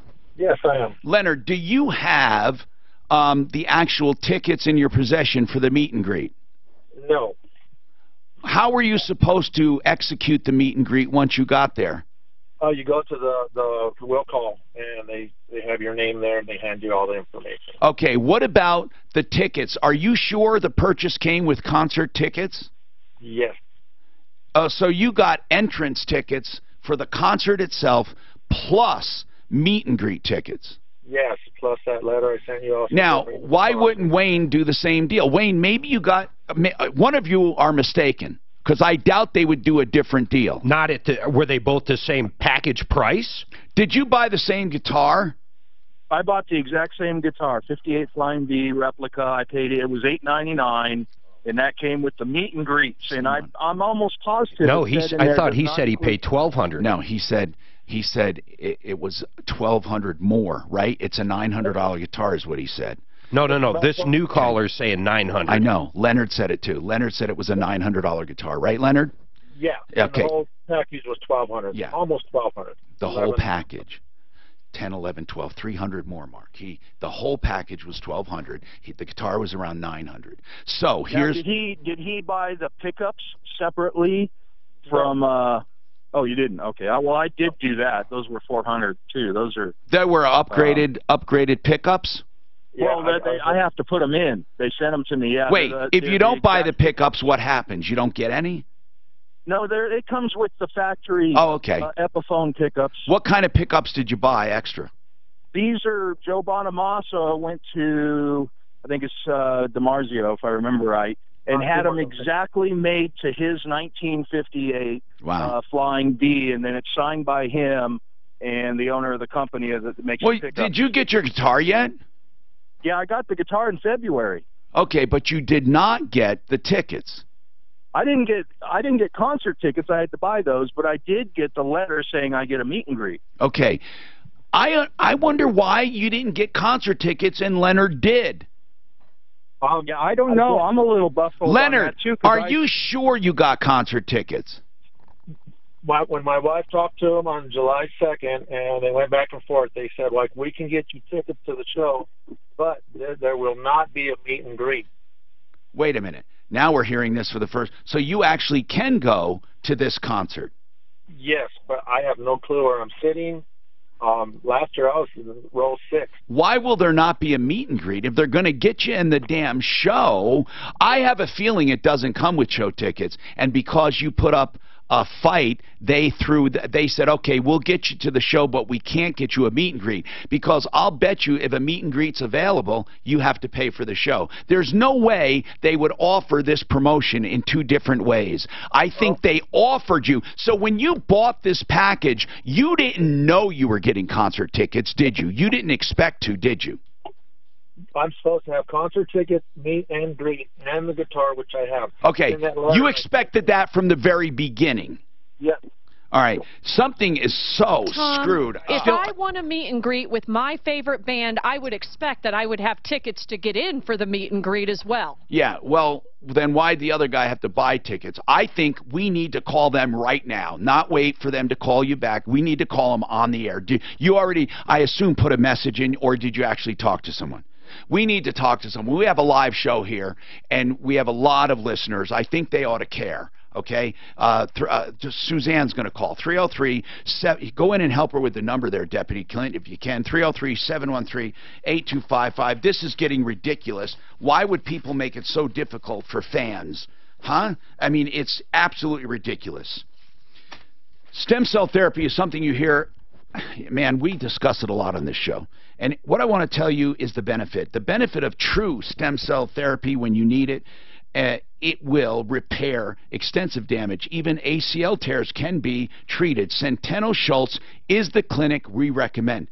Centeno Schultz, it's not the only clinic doing true living stem cells, But if you are looking for a true clinic, it's definitely one of them. And the way you know is they harvest the stem cells at the time of injection. They do not ship in amniotic fluid. Under current law, amniotic fluid being shipped in does not contain living stem cells. So Stem Cell Institute of America and all the rest of the stem cell people, the stem cell establishments that they call themselves, they're lying to you. You do not get stem cell therapy.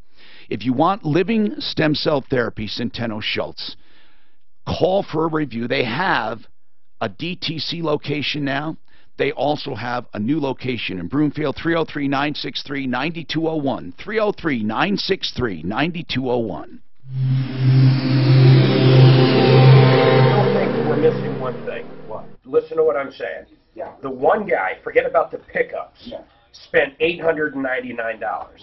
The other guy spent $1,200. That's the tickets. Why was it $300 more for the other guy? No, he didn't say he only spent $899. I don't think. I'm almost positive. Yeah, I think you're right. Okay, Wayne, just very quickly, how much did you pay for everything? Yeah. No, not counting the concert tickets, just the meet and greet and the guitar, the stuff on the website. What did you pay for that? $900. Okay. So the other guy paid $1,200. I wonder why. Okay. All right. Hold on.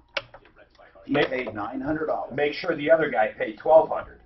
He paid $1,200. That's what I thought he said. $900 for the guitar. What's the other $300? Leonard, just very quickly, Leonard. I need to ask you something very quick. For your whole package that you bought on the website, what did you pay?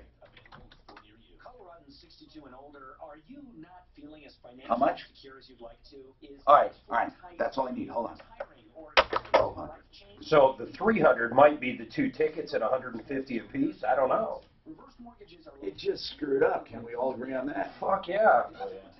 And I've never heard if you buy nor have I ever bought meet and greet, but if you did, wouldn't you think they came with tickets to get in the door to meet them? Absolutely.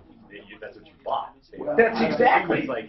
What are they going to come outside the arena and meet you? I'm going to go play. Hold on. I went online on the Disney site and I bought an express pass. Oh yeah.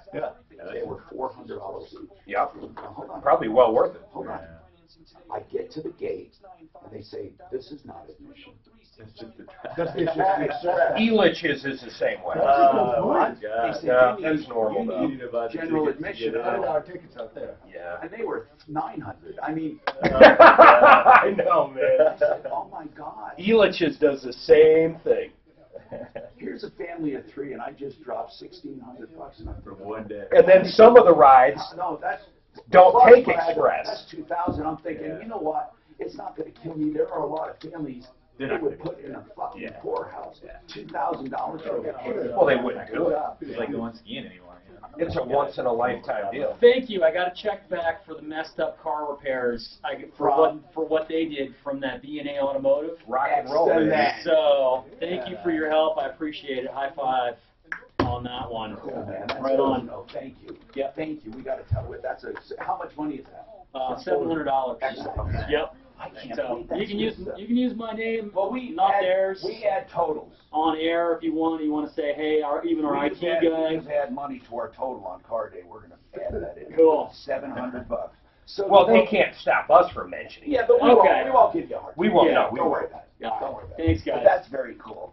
I got this one guy a full refund on a fucking tiny house. You don't even $24,000. And that son of a bitch wouldn't come. He wouldn't come back on and even acknowledge that we did it because he signed the release. Oh no, and he actually tried to say they were good people. And I still ripped it. We ripped the shit out of them. I heard you talk a lot about stem cell therapy. Tiny houses. Let me tell you, there are a lot of scams still tiny houses. God, when I was at that home show, I'm looking at them. They take a trailer in most cases. With siding on it. And yeah, that's it. And it's not even like an RV is so much better designed in a million years than a tiny house. It makes no sense to buy a wood frame tiny house. Some of these parking in houses somewhere. This one was really tiny too, man. It was like one room tiny, no bathroom. There's guys on Colfax that use refrigerator boxes. Internal plumbing. So you know what you're gonna buy then? What? There? I'm gonna buy that one cable. I think that's it. And I'm buying this. This is pretty Buy cool. that cable. I think you need to buy the regulator, put it right on your barbecue. You know what's a total ripoff, guys? Put your regulator right on your barbecue grill. If you need one, you think you need one? I bet I don't need one. I bet it's right on that coming out of the oven. But how would you turn it off? The oven's right on the other side. But one of the functions of a regulator to shut it off. Not all of them have a turn off. No, well, yeah, if you turn it might them all the way off. It might have right on the quick connect that lever. But that's a valve. It's a shut off valve. That's either on or off. Yeah. If it's a good enough barbecue, you should have a regulator on the pipe. I don't understand. I think it is. Hi, Tom Martino, your troubleshooter. Okay, we are talking to the Bonamassa people. We're very confused on a few things. First, one was $900, another one was $1,200. Leonard bought a $1,200 package. Wayne bought a $900 package. Wayne said he got meet and greets and a guitar, no concert tickets. Leonard said he got concert tickets, the meet and greet, and the guitar. So Mark is saying here maybe the extra money Leonard paid was for the entrance, you know, for the actual concert tickets, because you need concert tickets in addition to the meet and greet tickets. Which is absurd in itself. Well, I know. It is and it isn't. I understand. Are they going to go out back and meet him? No, but I guess if the promoter is selling them, you would assume that they would tell you, by the way, you need to go to the concert in order to get a meet and greet. A meet and greet is something extra. In fact, I don't know. Many times they're just neck things you wear, you know, and it says backstage. So I just don't know. I just don't know the situation. It seems to be very disorganized, and it seems to be unfair in some cases. All Leonard wants is to be able to get there and to see his idol. You know, he loves this guy, follows him. He's did this before, bought a guitar, buys guitars all the time. All right, 303-713-TALK is our phone number, 303-713-8255. And we have some people on hold. Right? Do you know who's on line one? Should I just take it or not? If not, that's okay. We have Larson Tax Relief with us as well. And we were talking about, of course, tax-related questions. On claiming children, head of household, one guy was audited because he claimed his children, and that was one of the things they disallowed. They said, you're not head of household because you live with your parents. But he pays rent at his parents, and he supports his children. I don't think this guy argued it properly. I just don't think he did. I don't see how anyone could come to that conclusion. If a father is living somewhere, paying rent, supporting his children, how can he be disallowed his child deductions? Yes. You know, something I just thought about. Jack Larson. He may be paying a reduced rent to his parents, maybe $300 or $400, where the auditor might say, hey, you'd have to pay $1,500 or $2,000 to actually have a home like this to provide it. So, do they really get that much into your shorts? God, I would hope so. No, I don't know. It depends on the auditor. And this one's, you know, for lack of a better term, kind of a prick. Yeah. They could definitely do something like that. Yeah. But that's what we talk about at the audit, and I'll definitely talk with her if she gives me. What are some of the things that you've seen disallowed that were you thought wasn't fair or was fair or whatever? I've seen everything from, you know, just from vehicle expenses for a truck driver. I mean, you got to be kidding me. He's a truck driver, you know. Okay. What do you mean? What do you mean vehicle expense? Well, if you've got, you know, they thought of getting per diems and things of that nature, and if they were unable to produce the receipts for every day that they were driving, they were not allowing the amount that they had claimed.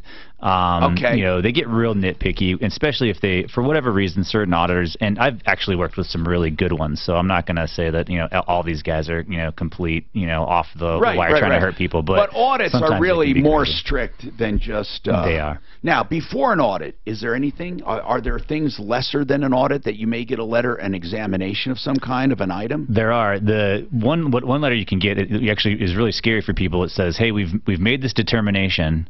You filed your return and you didn't claim these, you know, this income. You know, the IRS has forms that get filed to 99. But it's not an audit. It's not an audit. But they say, look, we're going to assess you with $62,000 of additional income, and your new bill is this. Pay us.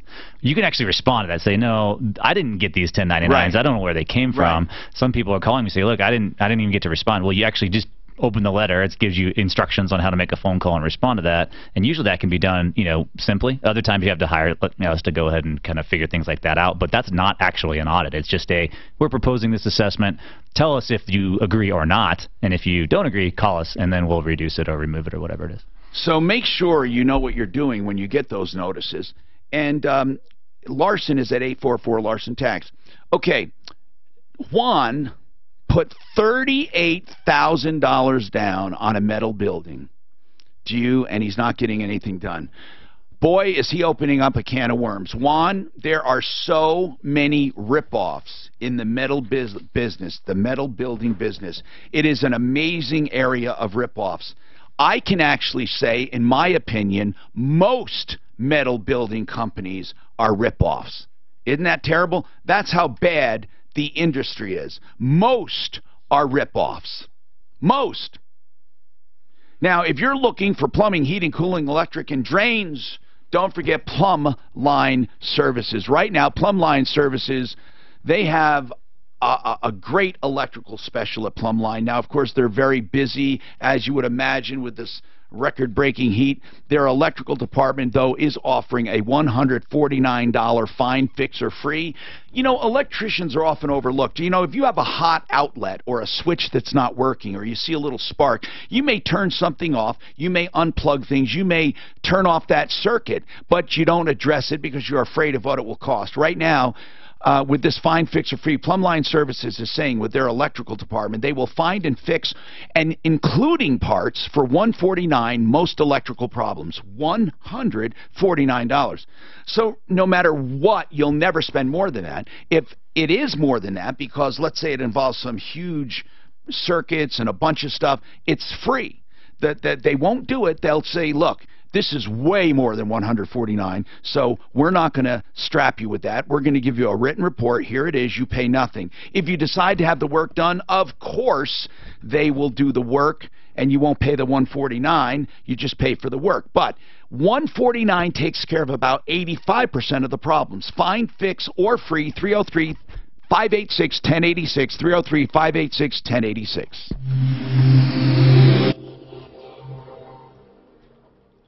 So I'm on Joe's website here, and it's the meet and greet. They don't have the guitar up there, but they have these things that it says, this one's a Blu-ray plus 2 tickets plus free t-shirt, 2 tickets and the meet and greet. So they come with tickets. Yeah, it has a picture of the tickets up there. Yes, plus 2 tickets and the meet and greet. How much is that? That one's $400, but there's amplifier, not guitar. So. What a racket, man. Plus 2 tickets, a meet and greet, and a free up. Absolutely. Free t-shirt. I wonder why the other guy didn't get. I wonder why the other guy did not get tickets. He might have picked a different package. That's what I'm wondering, because there's 2 different packages here. Walgreens is here for all your diabetes. Stop by today to consult with your pharmacist about. Geez, because tickets, you look at those tickets for those concerts, how expensive. Really? You can't get in the Red Rock for under $90. So to me, it's like, right, that's $200 just for the tickets. So you're telling me when they have jazzercise on Sundays, it's $90. $90 just to show up. This guy doesn't wear spandex. In the rocks. Or moving the rocks, it's $90 for I'm dating myself. I don't even know if jazzercise They do exists. something. My mom was a running up and down the thing, right? You can go see Big Lebowski next Wednesday for $25 if you want to get it.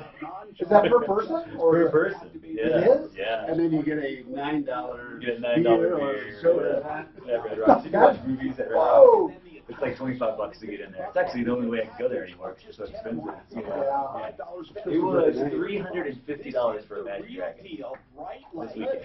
$350 for one ticket. We saw that at them at Pepsi. Yeah. And I hate Pepsi Center for concerts. All it does is echo. I think it sounds like shit. Horrible venue, especially in the round. But yeah, I mean, Red Rocks and Magic Dragons would be really good. It's my birthday. I was gonna go. They can't do that though, man. They can't make any money on Magic Rocks. They're so good. Is that Have you still? never heard of a Magic Dragon? The 350 stealth tickets? No, I went on like AXS or whatever. $350 a piece. General admin, upper deck. It's still a secondary market though. Yeah, it is. That is a secondary market. I don't know what I mean, they were sold out. Whatever. How long did the Eagles work? Free. Buffet. Yeah. They made some money on that. On the Rock. I saw the Eagles. They make it on air. This is Eagles and Jimmy Buffet and Coors Field. I saw the Eagles on Humphreys which apparently wasn't Humphreys' I could have went to the game and I said I don't like them. Magic. No, imagine. What, all honesty, Yellow Submarine and these weird Beatles songs, do they not remind you of Barney? A little bit. She loves me, yeah, yeah, yeah. She loves me, yeah, yeah. Maybe Barney, Submarine. We all live. I hate that. It was drugging me. Yeah, that's LSD at you don't judge your body of work by that shit. I do. Or the White Album. I think that sold like hotcakes, so didn't it? The White Album? I thought it was racist. I didn't love it. The Beatles, I think the Bonamassa people are going to be out. Glenn has his update, and then I have mine. Uh-oh. Two different ones. What you We're got? going to be what? It's going to be good. Why do we have two different updates? It's a battle of the updates. They have a bunch of different packages. They're all different. And they have different disclaimers for each package. We kind of found that out. When Leonard bought his tickets, they were sold out of tickets before he bought his guitar. Oh. She looked at the date on it, and they all get disclaimers that they need to check on availability, and they did. Damn Leonard. And then He claims there is no. She's sending them out. She's texting them to Live and Troubleshooter right now. All the disclaimers. The disclaimer for Leonard. Well, we just looked up at upcoming concerts. They have this one's had an amplifier. Yeah, there's a. So they probably sold out, but they still wanted to sell the guitars and shit. That's what they did. And that's why his was $900, and the other guy paid $1,200. Yeah. That's what they Why did. he paid $1,200 when they were already sold out? Paid $1,200. He's got tickets. He was supposed to get tickets. He's got tickets, just not the meet and greet. Yeah, they pulled his meet and greet, which makes even less sense. Less sense. Yeah. You see that guy, Scott, you know him, for the kudos for you guys?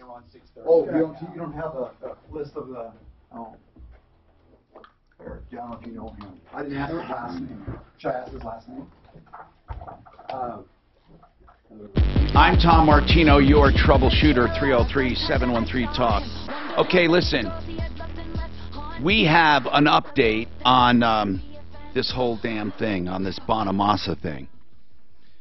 Two different people talked to two different people at Bonamassa. But bottom line is they say they have multiple packages. They all vary, all of them. But here's what they're claiming, Leonard, that they are sending us the disclaimer, and they say every single one of their offers says subject to availability, check availability.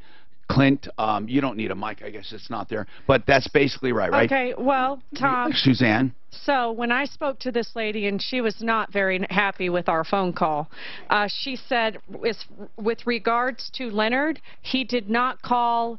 The letter says you have to call at least 30 days in advance. He called 34 days. She said he did not. And then Wayne. What? Wait. Well, we did. She said Wayne, they don't have any record of his call, and they're both SOL. Oh, my God. So she was nasty. She was nasty. She was. Let's serve him at the concert. No, hold on a second. She really was that nasty? And she said there's no record of Wayne, and Leonard called when? She just said he did not call within the, or outside of the before the 30 days notice. So, and that's why she offered him I believe you, Leonard. tickets. Don't worry about it. I believe you. She said that's why I offered him 2 tickets. But now what Clint said, who he talked to, Rachel said when those guys bought the guitar, those artist hold tickets were already gone. So they were never going to get him to begin with, is what Rachel said. Wait, they March. Wait a minute. They're saying they told you straight up, Clint, that when they sold these tickets to Leonard, these actual artist hold tickets, the meet and greet ones, Leonard and Wayne, they were not available. Wow. We need to sue them. Did you get her full name by any chance, Clint, or are they going to just deny it? Just first names? I have the lady's full name And who extensions, I spoke good. to. Yeah. Was it Tamara? Do you realize this? Do you realize this? I mean, Mark has a great idea. We go and have somebody serve him at the concert. How old of a guy is it? Bonamassa? Yeah. I don't know, 50s. He's in his 40s. 40s? He looks bad. Oh, he looks old. Yeah. We need to find the right person that he'll walk up to when he's on stage and hand him some paperwork. No, he's not. This is not that kind of a concert. You don't understand. Bonamassa is like, I don't know. Like God, what? He's a blues guitarist. I mean, he's a guitarist. He's not a wild man, you know. He's No, I got you, but that's what I'm saying. It's got to be the right person that can do it. Wouldn't they sue JR Adventures, the folks that we were just on the phone No, with? you want to get this handled, you hand it to him, and he's going to throw a fit.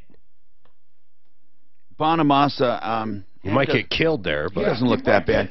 Listen, we really do. You know what? We need to show that stars are not too big to get attention from their fans. I mean, this is bull crap. We need to do a social media thing, and we need to let him know that he sucks. That's what we have to do.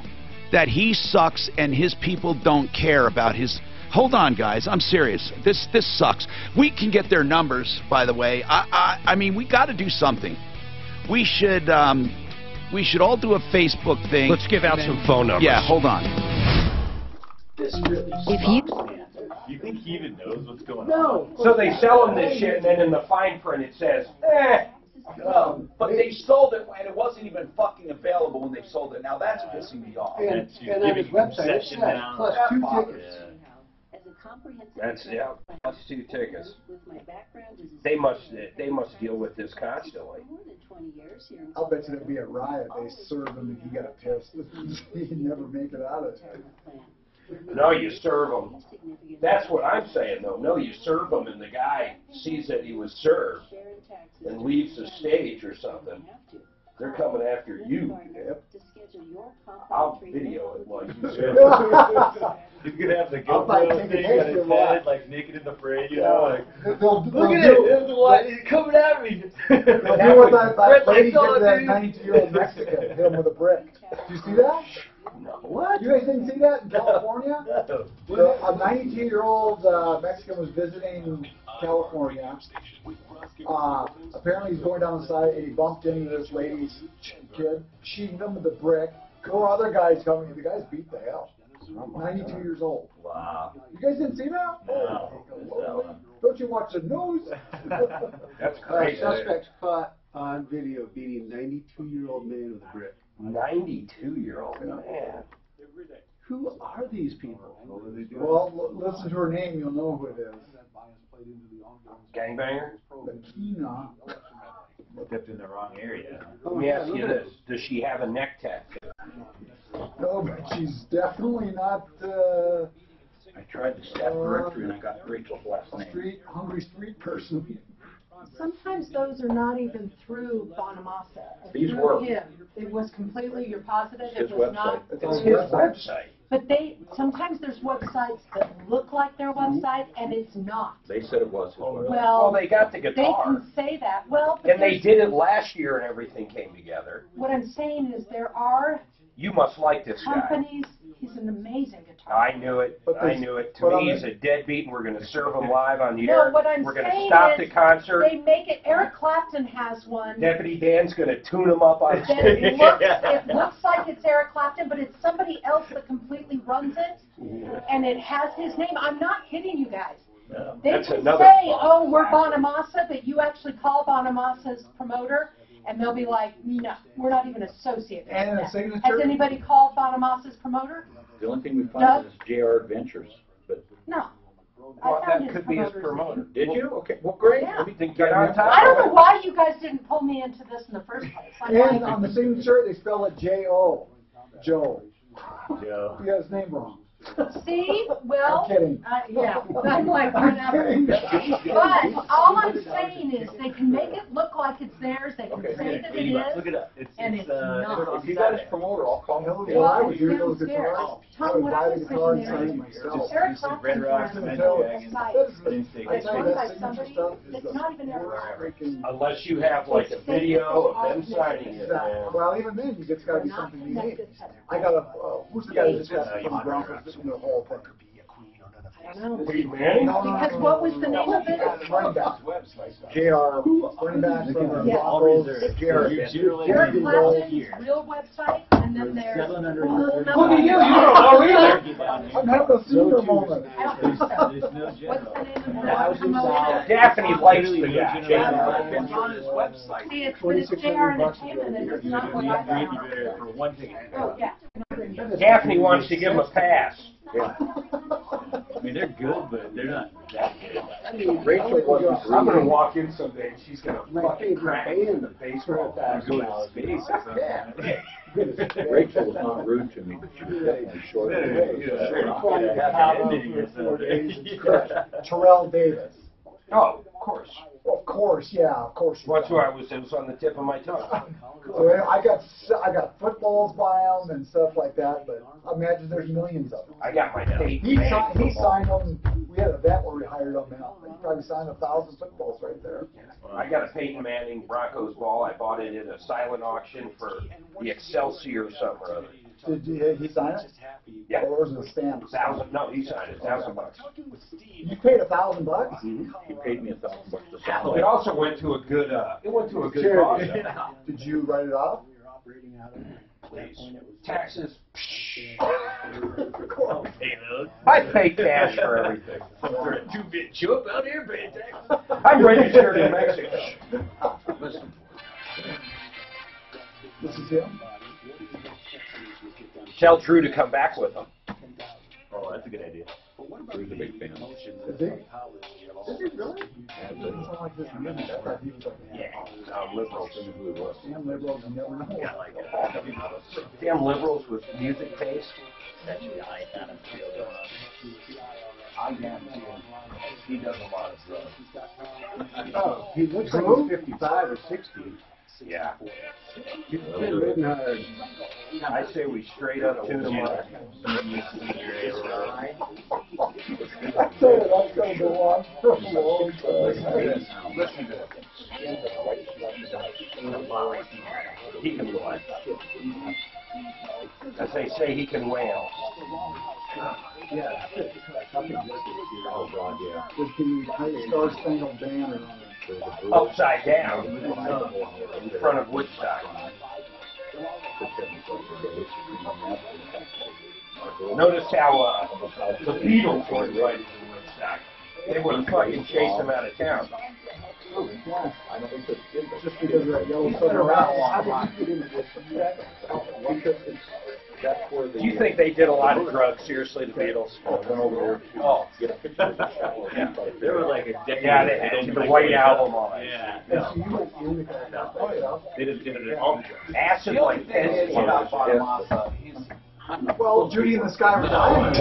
He's too man-centric, you know, as opposed to, Just standing out there by himself. yeah, like what is that other guy that? And I do appreciate you being round. Help me get my feet back on the ground. Hi, Tom Martino, your troubleshooter. Welcome to the show. 303-713-TALK, 713-8255. Larson Tax Relief in the house. Anything you want to talk about is open up for grabs. You know, so many times we just take it, don't we? The slaps in the face. Bam, bam, bam. When it comes to our celebrities and the people we love, I mean, you know, they really are getting rich off of us. I mean, they really are. If you don't spend on cosmetics, you won't have the young Kardashian making $900 million before the age of 21. You know, it's just weird, or 25, whatever. You don't get anywhere without fans. And we just had an hour that just pissed me off. Two guys spend a lot of money to go see Joe Bonamassa. Now, Joe Bonamassa is I like him. He's a good guitar player, and his band's great. I mean, I'm not going to say he's like the best in the world or anything. I mean, he's a blues band. If you heard one, you've heard a million of them.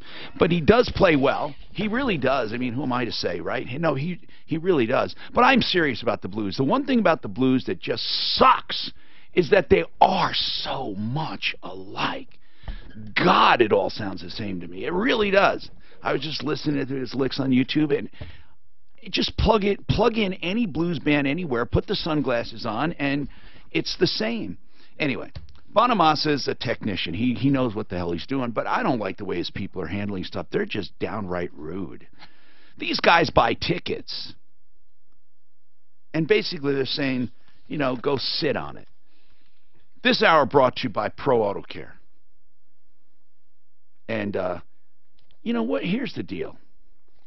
Joe Bonamassa has this promotion. They're selling guitars, and with the guitars you get a meet and greet.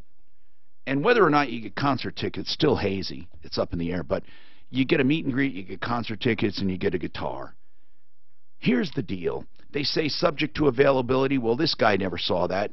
The people I'm talking to never see the disclaimer. But they say you have to call 30 days in advance of the concert. So they're simply saying these guys didn't call, period. They just didn't call. They're just saying, nope, they didn't call. This guy said I did call. But then but that's really curious is this, no matter what. Listen to this one. They sold the meet and greet. They're called artist hold tickets. You know, for his friends and neighbors. He has them in a section. He holds those tickets back.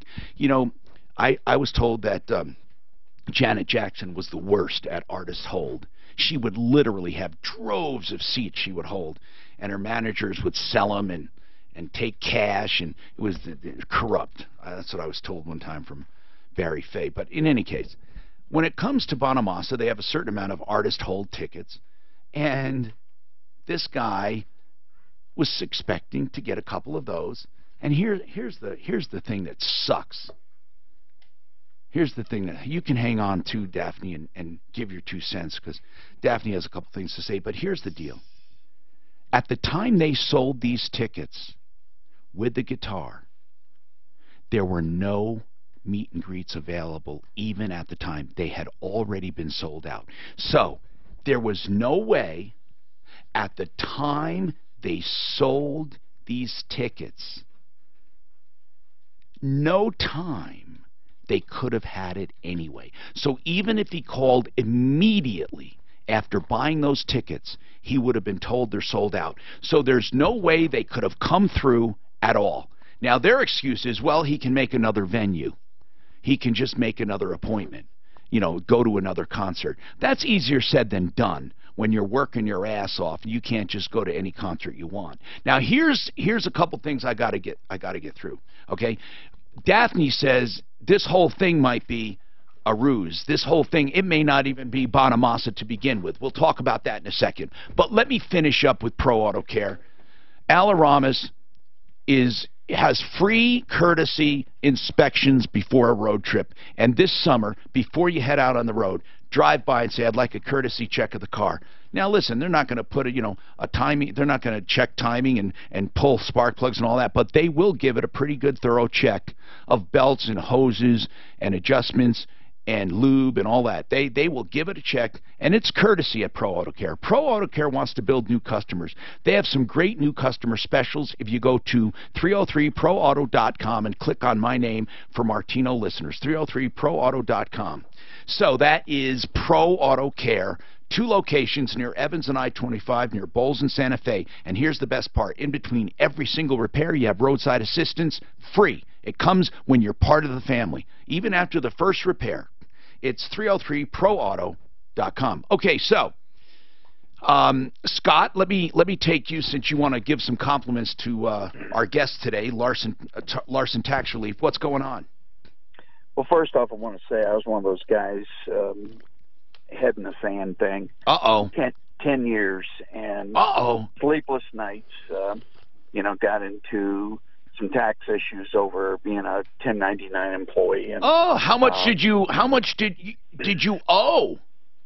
Well, it was over $60,000 the last notice I got, which then had a statement in there about our passports being on hold with the State Department. You're a criminal. Which then it was a phone call to Larson. I'd heard him on your show. Yeah. I've heard about him. Phenomenal people. Yeah. Does it cost you something? You bet. I mean, they got a staff of people that work on your case, and that night I slept 8 hours, and I that's not an exaggeration. But I'd like to give kudos to, I don't know if I can mention her first name or not, but I was go ahead. I was working with Amy and James, excuse me, and just I am so happy. I mean, I'm down to probably in October owing them maybe $3,000 to $4,000. Holy crap! Holy crap! A scofflaw of 10 years. Okay, I'm just kidding. So, Scott, thank you, though, for letting us know that. We take it very seriously when people are on our referral list, and I know Larson takes it seriously when people give them feedback. Yeah, well, they're great people. Good, man. Thank you. Right. So I'm just going to call you Wesley Willie Snipes Nelson from now on. Whoa! That you always hear those names that come to mind: Wesley Snipes, Willie Nelson. Who are some other famous people that got nabbed? You must know them, huh? Who? No, Martha Stewart was for inside trading. Okay, so Daphne, I disagree with you a little in that she's saying, how do you even know they're part of Bonamassa? But didn't you look at Joe Bonamassa's website itself, his own website? Correct. That's what I believe it was. And was it joebonamassa.com or what was it? Do you remember? Because it was like you said it literally had the offers up on his website, jbonamassa.com, right? Official Joe merchandise, and it has those offers up there. But anyway, you bring up a good point, though. You bring up a good point, Daphne. You are saying that there are times that artists get a bad rep because of people that have no relation to them. Yeah, this JR Entertainment is not his entertainment organization. It's Neil O'Brien Entertainment out of London. So you're telling me that these people that are selling these packages may not even be affiliated with him? Absolutely. Eric Clapton, I'm a huge fan. Them. Who did we call? Well, we called them, but how do we know we're calling Bonamassa? Adventure. Who's sold through his website, Tom? No, actually, his website that I'm looking at doesn't have any of those offers. Who's the promoter of the concert? We don't know. It's AXS, AEG. And so that's the thing. His manager is Roy Weissman, and that's where we start. But they're out of London, and that's where they're from. Eric Clapton has his own site, but then there are other sites where they do stuff like this. What's to keep people from saying that they are affiliated? For example, Joe Bonamassa's official website, and this is from Whois, and this is from the domain. It's jbonamassa.com. What? Tom, I'm looking at his website. I can buy an amp with 2 meet and greet tickets on his website. Where is it? Where? I'll send you the link. Okay, it's jbonamassa.com, right? And it says, okay, I see it. Exclusive tin. No, I don't see that. No, I don't see it. But that may not be his official site. Well, it says it is. I mean, I don't know. But you can say it's... Okay, so, but I'm not going to give him a pass either. I don't see, Suzanne, what are you calling his official site? What are you calling his official site? It's jbonamassa.com. It's under his shop. And then you go under music gear and click on amps. I can get 2 meet and greet tickets plus an amp or a Fender twin amp for $3,500 right now. Okay, so I didn't look at that part. So it's under the merchandise. So anyway, no matter what, though, typical musician bum. No, this is really. He certainly may have meet and greets, but then these other companies can be playing off of that. So you got the name of his management company, right? Can't we call them? I don't think he knows that people are being screwed. It's London. Yeah, it's an international phone number. Use your cell phone, Wait, Daph. no, wait a minute. What's the name of his promotion company?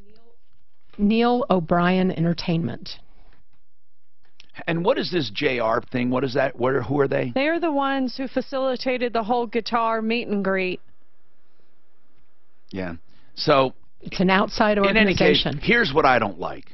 I don't like that when they sold the tickets, they were not available. They sold a package that at the time they were selling it, you could not use. And I'm sure his people know about this company and they're selling them. I am convinced of that. And I've never seen a meet and greet that does not include tickets, ever. Okay. So what we need to do is we need to find out. Let's call. Let's just call. They have a phone number for the website. Did anyone call that number for the website? I haven't called it. Why don't it's I have Tamara's number on line 6 if you want to give that out. That's Tamara, the JR Adventure, who was a bitch. And yeah, she said they're out of luck. Put it nicely. You know what? We do have to start something here. If he's coming in August, we have to start something and possibly get these. We got to get these guys their tickets. Okay? So listen, we are going to hold open the possibility that JR Adventure does not have the blessing of Joe Bonamassa personally. I mean, we don't know that for sure. We don't. We don't know it for sure. You got Mark, we don't. Okay, I got a pretty I don't know feeling. what you mean by personally. I'm saying his people must have some form of relationship if they're showing up with tickets last year, meeting, greeting, and signing the guitars. But Mark, Daphne has a point. Bands can say, we have 10 meet and greets available to a radio station, and the radio station can do what they want with them. So it could be that they, and I'm not saying this happened here, but it could be that a promotion company said, hey, can we buy 10 meet and greets from you to be used in the future? I don't know. I'm just saying that it's possible. But the number, okay, the number on the website is the same number that we have for Tamara. How'd you get Tamara's extension? From her email that was to Leonard that he forwarded to us. 954-428-4440. Extension 330. She's going to be really pissed off that people are calling her. I'm just going to warn you. All we want to say is this. Why did you sell things that were not available at the time? Clint, you know for sure that at the time they were selling these, that person told you they were not even available. Rachel Iverson? Why would Rachel Iverson, why would she admit that? Rachel... I think she's saying they made it clear on the website that, you know, they put in language that availability had to be there. But they were selling it when there was no availability. I know. How do you sell something that you can't even redeem? Well, you shouldn't. Rachel's emailed us. I'll forward that to you. Okay, 954-428-4440, extension 330. And Rachel's extension is 350. So, if you take this number, 954-428-4440, then you have two different extensions, bitch 1, bitch 2. 330, extension 330 is for bitch 1, and who's bitch 2? Rachel. Rachel, and what extension is 350. she? 350. Give the number out one more time. And she puts, look at the email, she highlights, does not come with tickets to a concert. Fine, but the letter says this is your voucher for a meet and greet. It says that, Tom. And the meet and greet wasn't available. 954-428-4440. Listen, that's all we're saying is, come on, man. You can't make room for a couple people here. Come on. Please. The number again, 954-428-4440. Now listen, people, be ready for a ration of you-know-what, because when you call these, we're not talking, these are East Coast chicks. These are, I mean, when I'm talking bitch, I'm talking on steroids, okay? We're not talking normal bitch. And this is like bad stuff. And that's not disrespectful of females, because I'm talking about them, not females. I'm talking about them. Here's the number, 954-428-4440, extension 330 and extension 350. And let us know what they say. That all you're saying is, look, we're listening to a consumer show, and we want these people to get what they have. I mean, why accommodate them? What was really wrong, here's what it boils down to. Don't let them hide. they're saying subject to availability, but here's the whole point. It wasn't even available at the time they sold it. That's the weird part. They were selling it under false pretenses. I got to take a break. Otherwise, I get someone else mad at me. Okay, 303-713-TALK, 713-8255. Frank Duran, therealestateman.com is the very best when it comes to real estate. There's no other way to put it. You won't find anyone better. I love when I can say that about a sponsor, and you can prove it to yourself by hiring them or just talk to someone who did, like Mark and Suzanne, myself. You will love Frank Duran. You'll think you're his only customer. Frank Duran, therealestateman.com. This report is brought to you by Jordan Law. There's only like 2 of them, right? Yeah, okay. Well, no, because Barry Kay's sons are now promoting. What are they promoting? High school plays?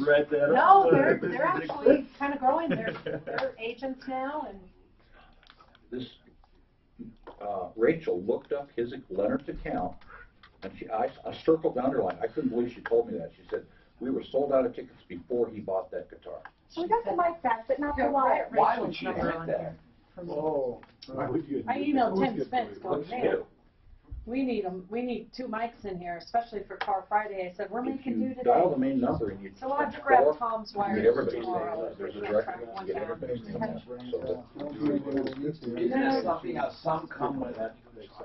She did email us a link to her site. Oh, okay. Just Rachel, you don't need camera. Gotta look at the law, I guess. It was just the other day, yeah. Is the phone number there, Susan, or is that just an Oh, now email? he's The good. phone number's in the email. We went to one show, the bum came out, did one song and We saw left. Joe. Said my throat hurt. Well, he did 3, but shut up. We saw Joe Was it at the Killers? Crossroads with Eric It was the Clapton, Killers. that whole day thing. I thought they were going to give him a skip over the pass. 10. You would love him as a guitar player. Listen, I was happy because the intro was so great. I was like, wow, I'm going to get to see that again. And I was happy because we got to get the hell out of there. And then I'm like buying a T-shirt on the way out, and Mark's all scared because there's pissed off fans. He's like, I can't believe you're buying a They're T-shirt gonna after light, just I heard thought they were 3 going to light songs. the tent on fire. That was my They were first show. pissed, Now I've man. seen him like 11 times. Yeah. Yeah, Red Rocks, when you go right outside, they have the killing it. T-shirt tent. You know, Bonamassa, when he talks, God, is he a pussy compared to the way he sings? It's like, He's got a no, deep, seriously. Yeah. He's like, what I left my baby? Hi, guys. We saw him at Crossroads with Eric Clapton's big concert, all-day concert thing in Chicago. Unbelievable. He's really good. No, he Bonamassa. He is. Who was that other guitar player I was thinking of? Is it John Popper? Is that the Blue No, Traveler? but that's a guy. But He's this a guy guy says, Blues singers like Joe Bleeding Gums. Satriani back like oh, the yeah. 90s. How old is Satriani? He's old. He's got to be like 67. Oh, wait. He's selling guitars. Look at this. Hi, Tom Martino, your Troubleshooter, 303-713-8255. So we'll take your problems, questions, complaints, all of them. I'm going to go to Juan right now. Yeah, we'll take care of him. And One Clear Choice Garage Doors is definitely the place to call for garage door problems of any kind. OneClearChoiceDoors.com. You can't get simpler than that. Just think of a clear choice. OneClearChoiceDoors.com. And that means for any garage door problem, including replacing the entire garage door, because you don't find them better when it comes to quick, ethical, honest, they're fast, they're good. 303-565-6409. Okay, so listen, Juan, what metal building company did you deal with? Oh, it's just a guy. I don't know. He's they kind of gave me his number and. Juan, how'd you find the guy? Well, through somebody I knew. Through another guy. So it was a guy who knew a guy. Yes. Yeah. Okay. And yeah, he was kind of like the fastest that could do the job, and oh God! But this almost sounds like textbook. I know a guy who knows a guy who can get it done quickly. So all of the elements are there. But Juan, on a serious note here, how long ago did you meet this guy? November, when we did in November last year. Was that your contract date, November? The 26th. And you paid $38,000? down, yes. Now, how did you make that payment? In cash or a check? Or? No, a check. I had a check. Yeah, out of my business. Check. Okay. And what's the name of the company? Do you have a name? Of the company, Yeah. the guy that... Well, what's the guy? Let's start there. Who'd you make the check out to? Harry Tomlin. Now, who is Harry? Is Harry Tomlin a business owner? Yeah, he's a business owner. He does construction, home repair, cleanup. And the name of his business is Harry Tomlin, or is it something else? Oh, it says home repair, cleanup. Home repair and cleanup. He cleaned up. Yeah. Okay, so $38,000. And when was the first time you thought, okay, I may have some trouble here? Well, I mean, from the get-go, I was just trying to get it on, because it's a commercial building. I was just trying to get it going as soon as I could. But Sure. Then, he brought some material, some trusses. I mean, they add up to money, but not a whole lot. And and then I had to go through some regulations, and we had some issues with the floor plan. But finally, we got everything done. And once the floor plan was done, I said, well, here's the floor plan. So go take it down. And yeah, he said, well, I'm too busy. Every time the same story. I'm too busy. I mean, did you ever check this guy out? Did you ever check out any of the buildings he did? No, sir, no. Juan, so you knew a guy who knew him, and you didn't check him out at all. Yeah, what this guy is, they did some work there at the feedlot. They put a roof, and yeah, I mean, I've seen his work. I mean, the wind blew the whole roof, and he replaced it. And, yeah. Did they deliver the building? It sounded like he said they delivered the building. No, just the trusses and a little bit of tin and some 2x4s. That's pretty much it. That's there. It's been sitting there forever, so I don't know if the... Oh, man, this sucks. When was the last time, Juan, when's the last time you talked to this guy? Well, he's supposed to be starting... He was supposed to start on the first of this month. When was the last time you talked to him? It was right before July. Well, it was... And what did he say? What did he say? He said, well, I'll start on the 1st of July. Okay. So he's going to start up. And then he didn't. So I called him up that day. He says, he didn't answer. So I sent him a message. He says, well, I'm going to be gone for the 4th of July, and I'll start up at the 12th, which is today. And, hey, Juan, I don't know. Where is this guy located, his business? Do you know? Fowler, Colorado. Where? Fowler, Colorado. Yeah. Okay. A little bit, half an hour from Pueblo. Listen, he could be in big trouble with the Contractors Trust Act. Yeah, well, he brags about Reynolds, he's gone. No, I'm serious, Juan. We might be able to get him under the Contractors Trust Act, which says that basically he's got to keep money you take in, you have to keep segregated for that job. Yeah, that's what I'm trying to figure out what I need to do. Well, let's I need to get this building built. Well, I know you need to get the building built, but you need to get your money back. This guy is a clown. Now, I hope he has the money. Maybe we can maybe we can put the fear of God in him because, we're going to go for criminal charges. This guy took 38 grand, and it sounds like he has no intention of doing anything. Well, Tom, I made him another check. He's gotten over 40,000 now because it was going to be a little bit higher on the contract. So he said, well, I need another, I don't have the check right with me, but another maybe $2,400. So that's $40,000. Oh, my God. And why would you do that? And then the time I talked to him, I told him he wanted more money. I'm like, what the hell, man? Oh, my God. Listen, do you want us to get involved? Because once we get involved, things change.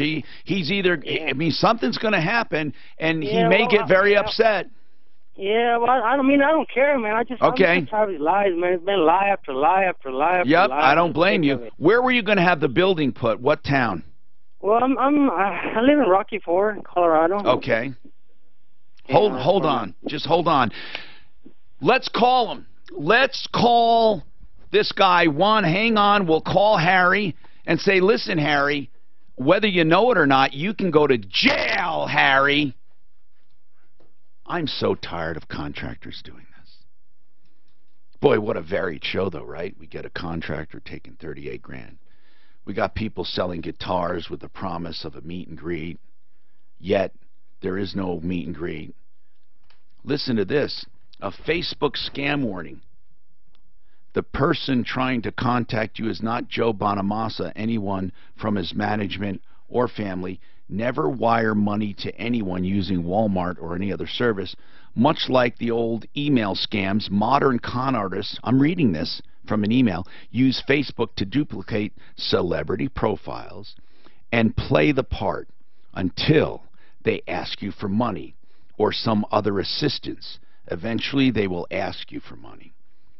This is a problem that almost every celebrity has to deal with, oh, I can imagine, from sports heroes to TV and film stars and definitely musicians.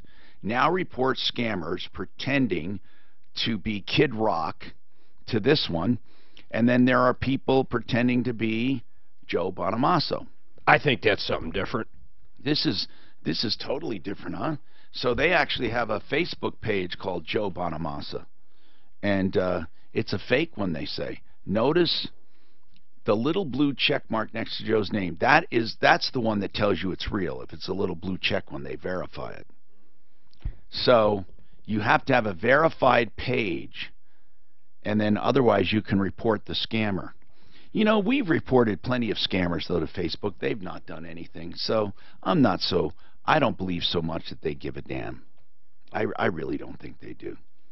But in any case, with this thing with Joe Bonamassa, if you know him as a guitar player, of course, the scam has to do with them selling a guitar along with meet and greet tickets. But at the time they sell the meet and greets, they're not even available at the time. They're not available. But they're selling with the promise of a meet and greet. They say to call 30 days in advance, but if you call that day, they're not even available. So that, to me, sounds a little unreasonable. Now, they're going to argue, wait a minute, you know, you can go and get another, you know, a concert for next year, maybe. I mean, no matter what, I think they should at least try to reserve next year for when he comes back to Colorado. No matter what, at least have that in the bag, and then we go fight them for other stuff.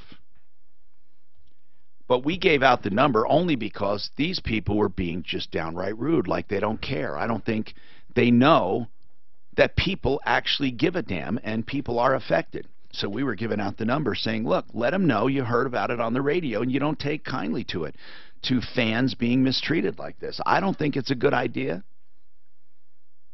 I mean, she basically said, I mean, what did she say, Suzanne? Like, we don't care, right? I said, so basically you're saying these two are SOL. She says they absolutely are. But she claims the guy never called. She said Wayne never, she has no record of him calling. She says they're supposed to email, but in the letter it says call or email. And then with Leonard, she said he did not email or call 30 days before. Well, you know what? It was July 2nd, so it was like 32 days before that he emailed. But she said there's no record of him doing it? For Wayne, who said he called. Right. He goes, I called in March after I bought the guitar and never heard back from anyone. I hear this call with Leonard and I'm getting concerned. But Leonard, they acknowledge he called. Emailed, yep. Emailed. And I have that email. I see that they emailed way before 30 days, like 34 days. You know, one of the common misunderstood things in life are reverse mortgages, okay? Reverse mortgages are not for everyone. They are a special tool to tap the equity in your home while you're alive. You take the equity out in the form of payments or a line of credit or a lump sum. And you never have to pay it back as long as you stay in the house. It's that simple. And they can never take more than the house, so even if your house goes down in value.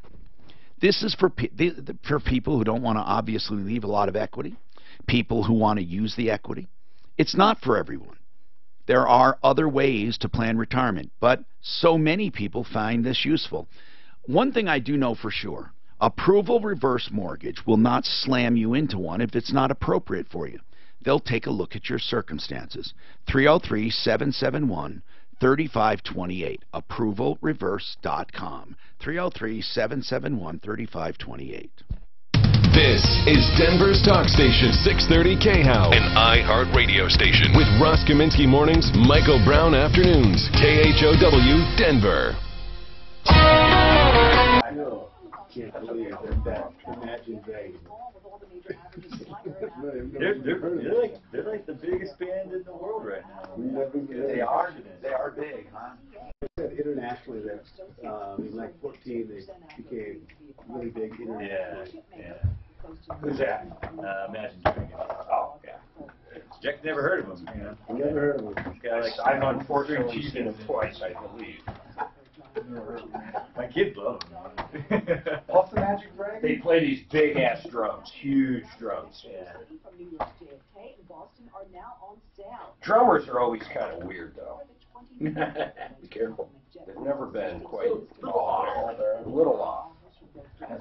Drumming to their own tune, as it were. Their own speech. My favorite drummer. Ringo. Look at Ringo. No, my favorite. One of the worst drummers. No, my favorite's in the Muppets. It's Animal. Animal is a good drummer. Yeah. I always liked the old guys who would sit up there that were bitching about it. The Muppets. Yeah. The two old guys. The two old guys. We saw a guy doing those puppets. They weren't puppets. What a ventriloquist. What are those things called? These dolls, whatever. In Vegas, that was really good, man. Oh, I love what's that one guy who's fairly famous? It's him. That's who it was. Okay, yeah. He's got like the skeleton and the. Yeah, he's got. Yeah. The He's on Netflix. the terrorist. Yeah. The terrorist. He's got the terrorist style. Yeah. Oh God, I love that guy. The show was pretty good, but after an hour and 15 minutes into it, they all start looking and hearing the same. Can you imagine how sore his mouth must get by doing that? No. Yeah, I know it, just like that. Oh, got her on. Got who on? He's got a new one. It's the son of Jadar Adventures on there. It's only half blown up. Oh, okay. It's only half. Wow, you got her on?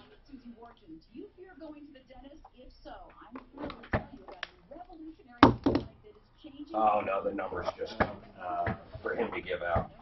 What's that? I thought I was looking at the little call log and I thought They interviewed LaShawn McCoy's neighbor. Yeah. There's a woman. She said she deserved to be tuned up. The guy mentioned She said she deserved. passport revocation. We're seeing a lot of that right now. This is a yeah.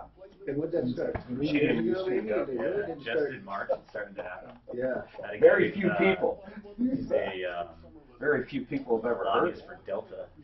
Oh, so he's all over the place. Yeah, Did that he got it. 92-year-old Mexican I guy had need to be email, tuned up? Yeah, man. They did tune him. You're state bound until we get this resolved. You got to be under 50K. I cannot find a container. Hey, did you buy your Well, you motorbike? gotta get an agreement. No, the new one I'm waiting You until the got to 19th. you have to just Got a be in 400. You have to be in an agreement Finish your or passport. a CNC, and then 45 days before you get your passport back. Before you can expedite it. What year is He's it? not even in agreement. He owes like over, $2 million. 2006. So, yeah. Suzuki 400. Pay I don't know what it is, the EV or whatever. You make a The lot of dude money. he nets like $650 a year. I'll Hasn't paid know. taxes for like 5 years.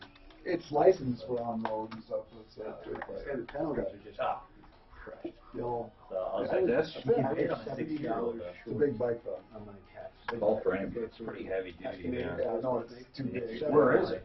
Like Mine's back there. Oh, is it your kids? Oh, really? No, it's You just just like fixed it. tuned up.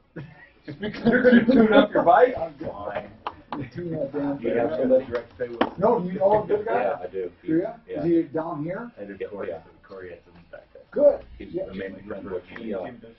He's worked at RPM Motors for years. Oh, Yeah. yeah, I can drive it there and Yeah. give me, I'll get your. But I think he works out of his home. Perfect. Does he take cash? Oh, yeah. We're up. He's a real good friend. Tom Martino here, 303-713-TALK. 713-8255.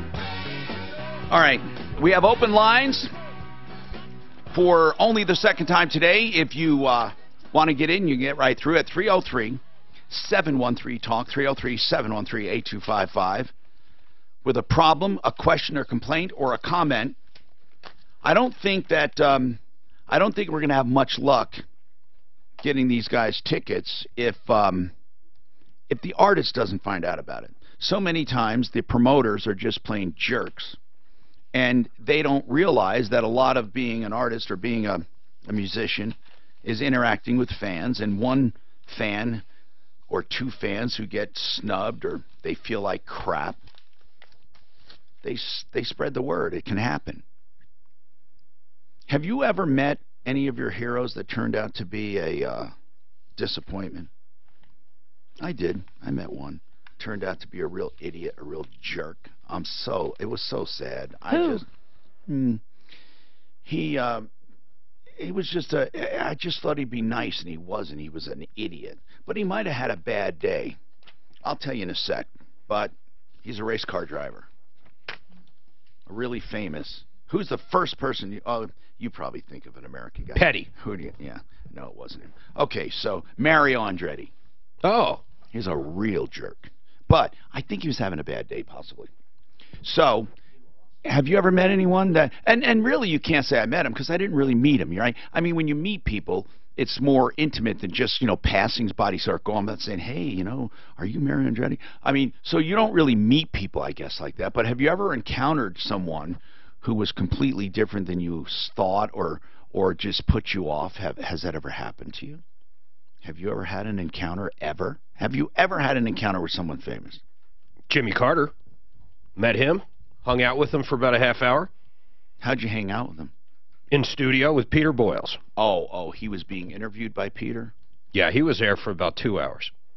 Yeah. He's Habitat for Humanity. He's just a regular guy.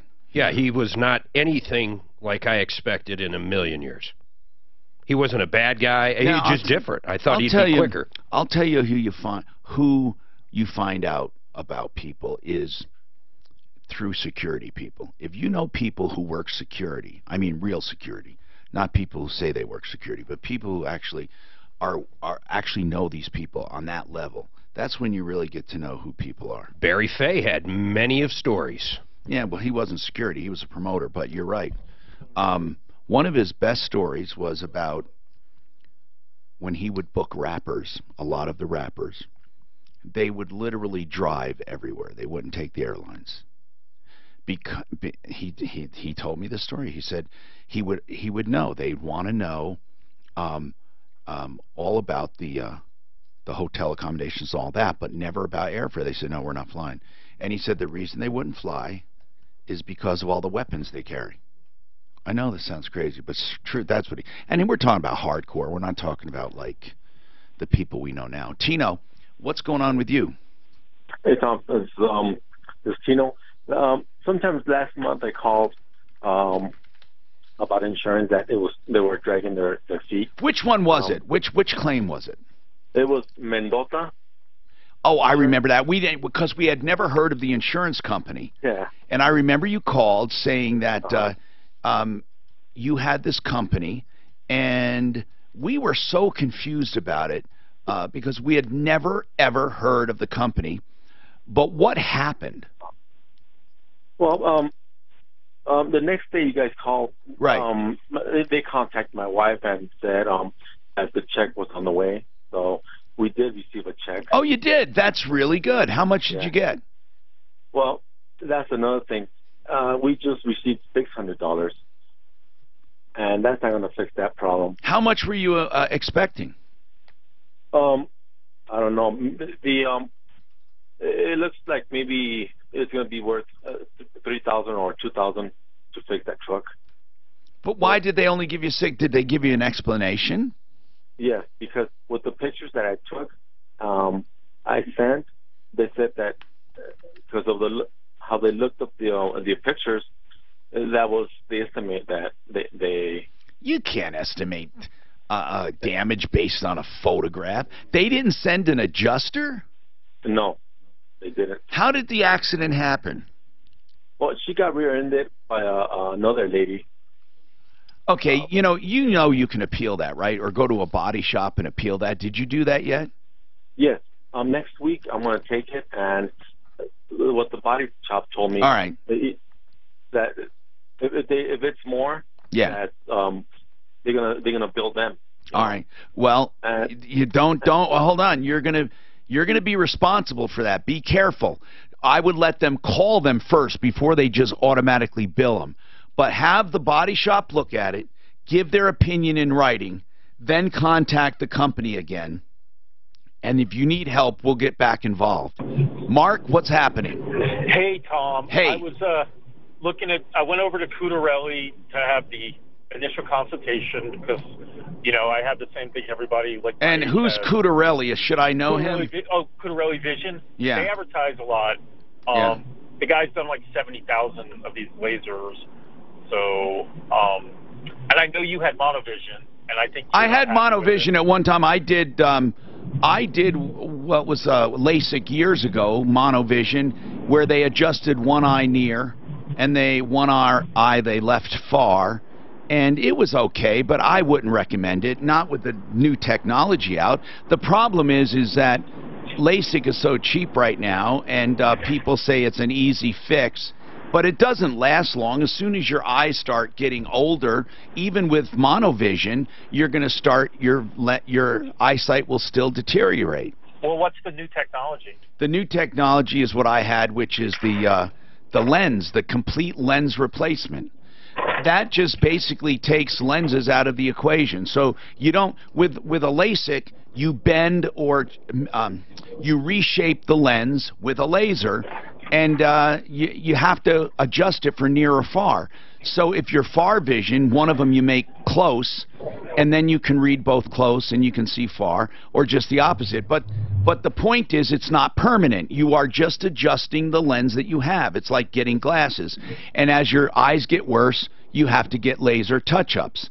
And that was great for its time, just like radial keratotomy was. But right now, why bother with all that if you can just remove your lens and put a new one in? And the new lenses, the reason people didn't do it before is because the lenses were either close or far. They were either near or far. So you still had to pick a near or far. Most people with cataracts, when they had their lenses replaced, would pick far vision, and then they would use readers. And that's how they handled cataract surgery. Now, you don't have to choose near or far. You just choose a lens that focuses. And therefore, it's like getting new eyes, literally. You put the lenses in, and you can see near, and you can see far, and you never have to make the choice. It's not monovision. Both eyes can see near, and both eyes can see far, and they last forever. You never get cataracts, and never have to redo it. So, and your eyes are like you're 20 again. So that's all I can tell you. If you have any specific questions, I don't mind answering them. 303-713-TALK, 713-8255. We have a lot more to talk about. Stick around. This report is from... Lens covered by insurance? No. Well, if you have cataracts, they are. Not the lens you have, they're not. With cataracts, they are. They're not going to upgrade them into a multifocal lens. They're no more expensive. So with cataracts, you get it done. They're no more expensive. Because whether it's a lens or a lens, they will do it. But you can't just go and have them done because that's considered elective. Yeah, that's what. So they're the same price? Holy That's what I was told. Now, that's where I went. I don't know. Why wouldn't everybody do that? My son, who's because a lot of people My are son did. stupid and it's new and they don't want to. They're stupid. I don't know how else to put it. They won't do it because they don't know stupid. about it. My son has the same one. He's only 33 and had cataracts. You're kidding me. No, the one was in here. He had cataracts at 33. They don't know him. Is it hereditary? Or No, he could have had it covered. My dad's 90. He doesn't have. But was it a lot of it to say if you're out in the bright sun? Yeah, I all think the that time might have been and it. stuff, but Yeah, I think that might have been. Because my dad didn't have it. I don't have it. He does. And by the way, let's say they won't upgrade you. There is a price difference like at another place. Don't you think they'd let you pay the difference, Mark? And just get what they pay for, right? I would think so. I got 2040, 2030. You know what? It's going to be like anything. It's all going to come down to the insurance company. Yeah, but a lot of that's Medicare, huh? I don't think Medicare. And vision is hardly ever covered, ever, anyway. But Except for cataracts cataract, that's the only thing. Or you real get injured. trauma or something. You get injured, right? And I'm really lucky. I'm 68 and I can read this close. That is amazing. Do you have LASIK? Is that what you No, I've been thinking. I got 2030 and 2040, and I've been Holy thinking about cow, that's upgrading really this good. to You can read 2020. that close? Yeah. I thought I lost my license, so I went down to renew it. I don't know why. And I figured I'd try to do it without my glasses. Is 2030 better than 2020? 23, yes. No. Closer to 2020. I know. 2020. 2030. Right, but 2015 is better, 2010 is better. Yeah, I'm and that's putting what it off I do till- on this.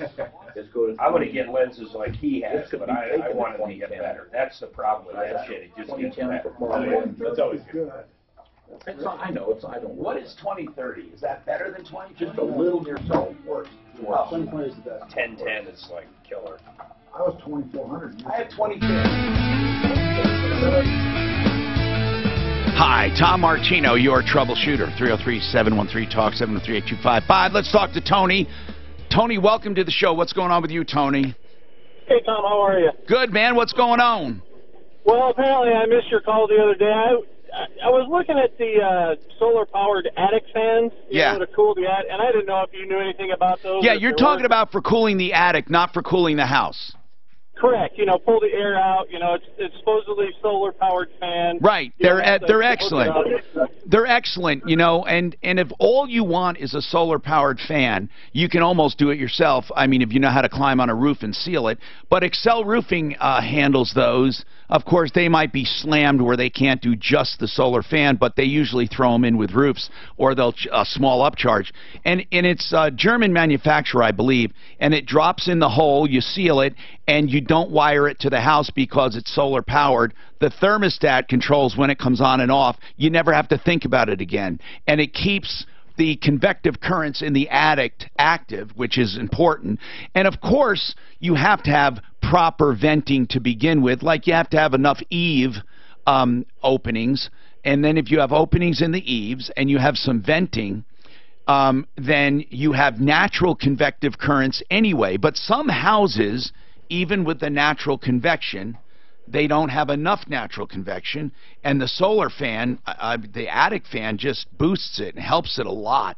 It helps keep the air conditioner working, working less hard, because the upper floors, that radiant heat from the attic radiates down. It's very hot and uncomfortable. Oh, yes, it is. On the upper floors.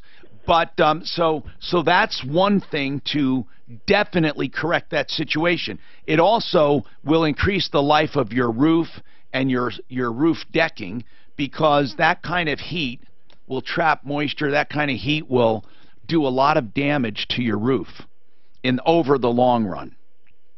Great. And those things don't cost a lot of money. I think $500 or $600 done. Yeah, I was looking online, and they're not too bad, and I didn't know if it was worth it or not, but the way you make it sound is... They are absolutely worth it. Just make sure you have good venting. That's the first thing you do. Those attic, man, I put one in every house I have because it's just so logical. Now, if you have attic spaces that are isolated, you need to put one in each. If they're isolated, but I don't mean just apart. I mean isolated. Few houses have isolated attic areas. 303-713-8255. Okay, what are some common tax myths we hear about from Larson Tax Relief? Let's talk. Are there any common myths? I know we hear about we hear a lot of things that probably aren't correct.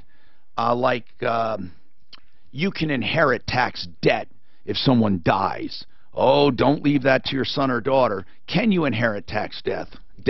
Well, tax debt will flow to an estate. So if your son or daughter is entitled to the estate, well, the taxes get paid first before you. So I guess in that aspect. But if you've got nothing and you're carrying $1 million from some failed telecom company, your son's not going to carry that telecom company's debt. They'll be fine. What other common myths do you get? I mean, obviously the one we always hear is that the IRS is like a credit card company and they're scared of bankruptcy and they'll settle, with you for, make a phone call and we'll make it go away. Well, that's not true. And the IRS will, they're bankruptcy proof and they're not scared of, you going out of business. They've got other people to collect from. So either you work with them and you you resolve your debt, or you're going to be in trouble. Common urban legends we hear? Maybe they're true, maybe they're not legends. A secretary, she was signing checks for a corporation. The corporation goes out of business and they owe a lot of taxes. That secretary was personally assessed for the taxes. That can't happen.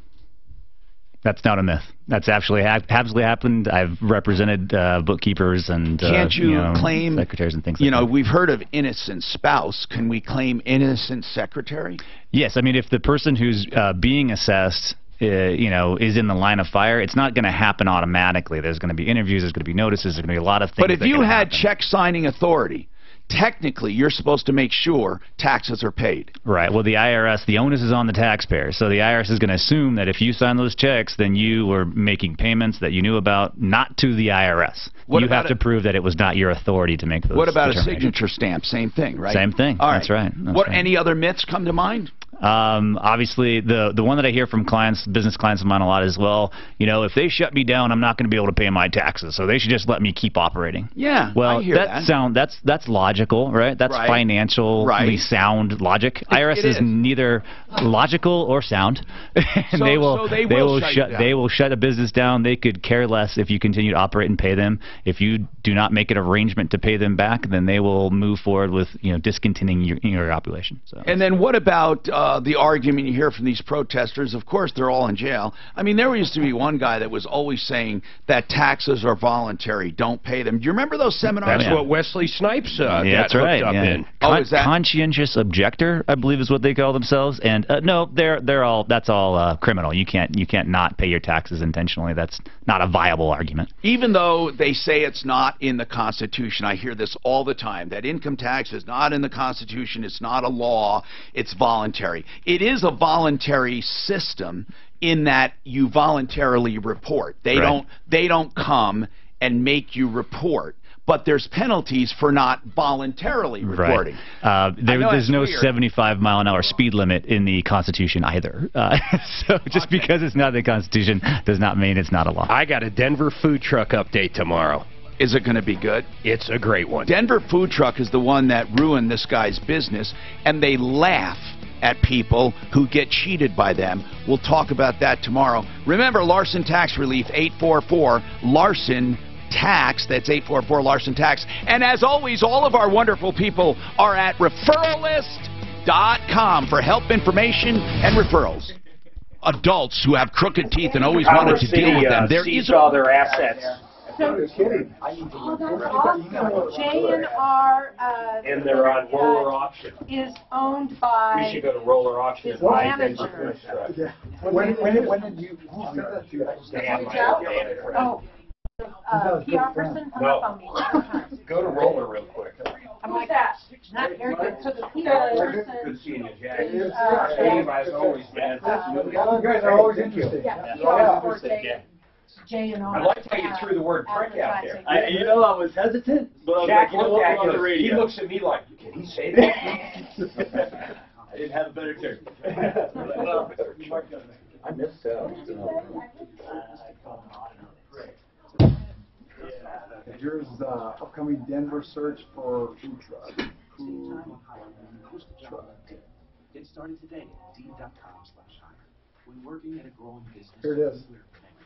What do they have? Click on it. Buying toner for the coffee machine. The system becomes present. You can throw away. Hey, let me shut down. Should I shut down the rest? Single door refrigerators, double door refrigerators, blue ice makers, 6-burner stoves. I'm going to call our people.